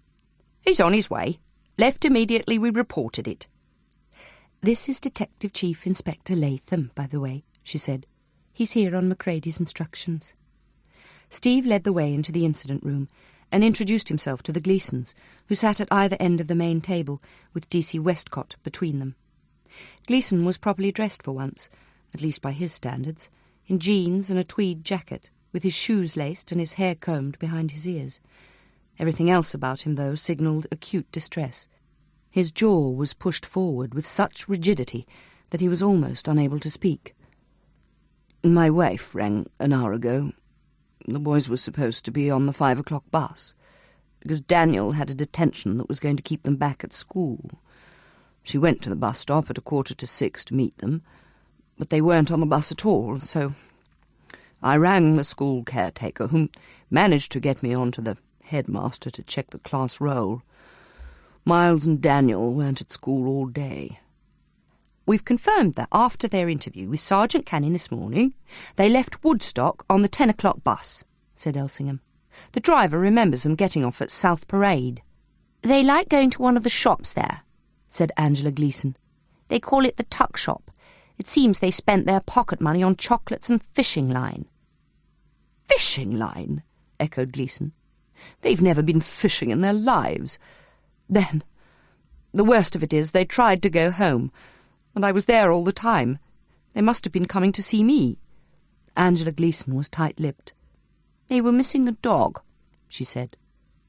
Elsingham looked at some notes. "The constable on watch at 4 Alquin Close noticed 2 schoolboys in the street sometime between 10:30 and 11, but says he saw them going away from the house towards the Woodstock Road. He thought nothing of it at the time, because he just assumed they were the neighbours' children." Gleeson interrupted. "I can guess exactly what happened. They saw a policeman outside the house, thought they'd get done for skiving, and turned tail." "Have they done this before?" said Steve. "Truancy is usually a habit." "Not to my knowledge. They're not exactly angels, but they're not good deceivers either. Are you sure there wasn't something in that interview this morning to upset them? Why did you need to talk to them anyway?" He glared at Bryony. "One thing at a time," she said. "First we need to get this new part of the picture as clear as we can. If they changed their minds about going home, where might they have gone?" "For God's sake!" Angela Gleeson suddenly burst out. "We've been over and over all that." "Just think about it, Mrs. Gleeson. Where might they have gone? What were their options?" "I've given the police a list of their friends already. They should have been checked by now." "The boys have a maths tutor, Leonard Croydon. Where does he live?" "Bevington Road," said Gleeson. "I suppose that's an outside possibility. I took them to his flat a couple of times in June when they started lessons with him." "I'll go there now," said Steve. I'd be interested to meet this tutor. I'll come too, said Gleeson, springing to his feet. I can't stand this sitting around. Angela Gleeson was only just controlling herself. Another thing, she said, her voice faltering. Miles has asthma. He has an inhaler with him, but it's nearly run out. Bryony could see that they weren't going to get any further here. It was time for the next move. Mrs. Gleeson, we'll do everything we possibly can to find Miles and Daniel. But the best thing you can do now is go home. Home? Which home? Tears were starting in her eyes, and her voice jumped in pitch. Inspector, do you have even the slightest idea what this is like for us? As I said, Mrs. Gleeson, we'll do everything we possibly can. D.C. Westcott can arrange for a car to take you back to Woodstock. She retreated to the kitchen for some coffee and a rapid consultation with Elsingham, who immediately began raking through the cupboards above the sink. Funny how desperate you can get for a chocolate digestive, he said. Elsingham, how can you think about biscuits in a situation like this? You're right. What say I nip down to the Chinese takeaway and get us some sweet and sour pork? I couldn't even look at it. Check that Donnelly hasn't given us the slip, will you? Will do. What's with that new DCI, Latham? Has he been put in over you, then? You're the soul of discretion, aren't you, Elsingham? No, he has not been put in over me. He's not part of the command structure. He's been brought in as a special advisor to Macready. You'd better go and get your dinner. She checked her watch. I need a few minutes to pull my thoughts together. I'll start Donnelly's interview at 10 past, so you can join us as soon as you get back. Left to herself, Bryony leant against the kitchen wall, put her head back and closed her eyes. Another gruelling interview was the last thing she wanted to do right now, but those boys were not going to be found by rushing around the streets. If they were in real danger, then getting them out of it meant breaking the case. The whole case. She gulped down the mug of lukewarm instant and went back to find Donnelly. Chapter 27. He was hunched over the desk and seemed startled by her approach. Sorry, he said. I'm a bit on edge. I think we all are. Come this way, would you? We'll talk in my office. She led the way through and sat him down. Mr. Donnelly, I'm sure what you've got to say is important, and judging from what you put in your statement, I suspect it won't be straightforward. I need a full, accurate record of our conversation, and the best way for me to get it is to use this tape recorder. Is that agreeable to you? Several expressions seemed to pass across his face, but the dominant one was fear. Who's going to hear it? Only the police. If we need you as a court witness later, we'll cross that bridge when we come to it. He's not to know what I've told you. He's not to know it was me. Who's not to know? That's what I'm going to explain. Bryony switched on the tape recorder, then opened the desk drawer and took out the printed advertisement for the problem clinic. Someone made this little calling card and gave it to Sylvie, and someone broke the window of your office. Are these two things connected, do you think? Yes. How? It's a long story. I thought it might be. So where does it begin?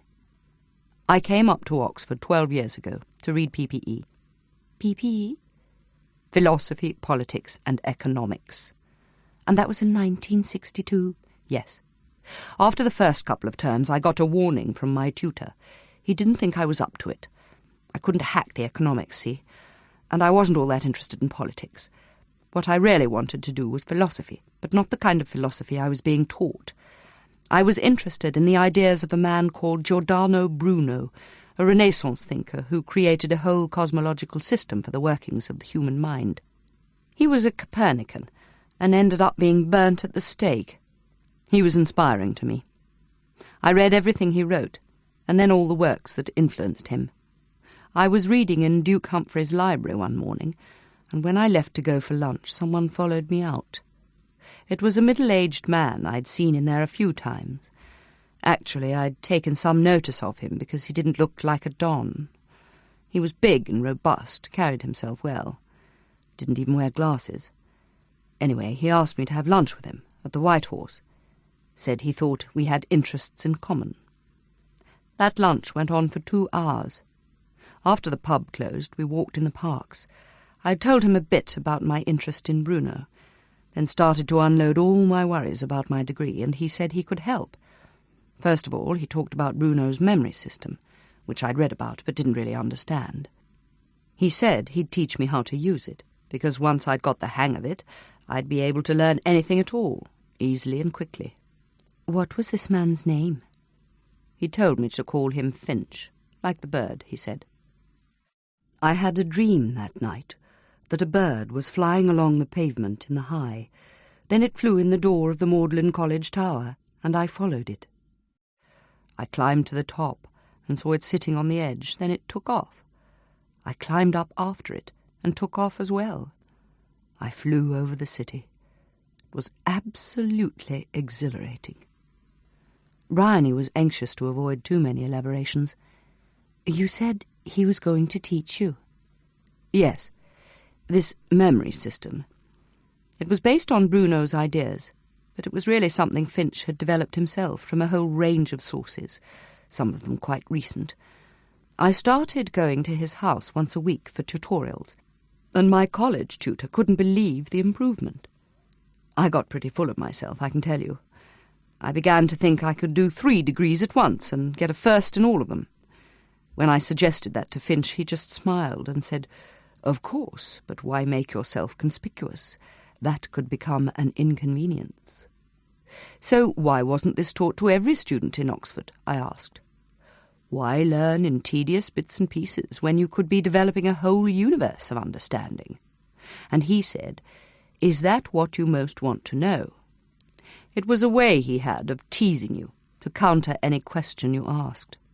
Donnelly stopped and began to turn pages in his notebook. "I shouldn't be talking about this in the past tense," he said. "Finch is very much a present influence." "On you?" Donnelly made an odd little squirming movement. "On lots of people." "So did you meet other people through him?" "Occasionally, other students of his." "Do you remember any names?" He leafed through the notebook again. Greg somebody, Irene Horton, Claude Maybrick, Len Croydon, Aston somebody. Len Croydon? Tell me about him." Maths prodigy. At that time he was still at school, supposed to be such a whiz Finch was the only teacher who could follow him. They were developing some new theory of geometry together. "And where were these lessons held?" In his house on Boar's Hill, one of those rambling Victorian places. At this point, Elsingham returned and started signalling to Bryony through the glass partition. "Excuse me a minute," she said, pausing the tape recorder. She stepped out and closed the door behind her. "What now, Elsingham? This is not the best time for an interruption. He's starting to open up in there." "Just got a call from HQ with an update. Macready's gone over to Bevington Road.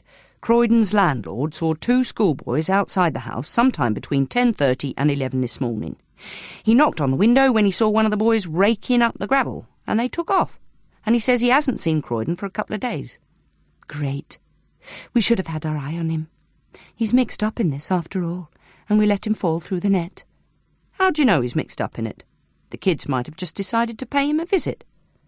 Bryony nodded towards the office. "What I'm hearing in there. Come on. I'm recording it, but we're going to need some notes for a quick follow-up. Hope you can write fast." Donnelly had resumed the hunched position and was massaging his wrists. "So you started this program of study with Finch?" Bryony prompted. "Did you talk to his other students?" "Occasionally. Irene was quite friendly. She asked me what level I was on, and I didn't know what she meant. I asked her if she was doing the memory system, and she didn't know what I meant. He was teaching us all completely different things, or apparently so. Then a few weeks later he asked me if I was interested in moving to another level. He said if I was, I should come to a lecture he was giving for a student society called Second Sight. The people there struck me as just a bunch of pseuds, messing about with Ouija boards and talking about Madame Blavatsky. I couldn't see why Finch was wasting his time on them, and I told him as much. In the realms of the mind, most of them are children, he said, and all of them are unformed, but some of them have capacities I can work with. I'm interested in seeing whether you have those capacities." I was a bit offended by that, to be honest, and I said to him, "Surely you'd know that by now. I'm talking about capacities at the next level." That was his reply. Bryony glanced at Elsingham to see how he was managing with the notes, then pressed on. "Finch had no connection to the university?" "Not in Oxford. He'd been to several universities abroad. He despised English education. His idea of teaching was something quite different. On the night of the lecture he talked for an hour and a half at least, without a break, and every one of us was totally absorbed. It was stuff I'd heard bits of before, all about the will. He's got this theory that you have to find your true will, because that's the only law in your life. What do you most want to know? That makes the centre of your mental universe, so all your other knowledge revolves around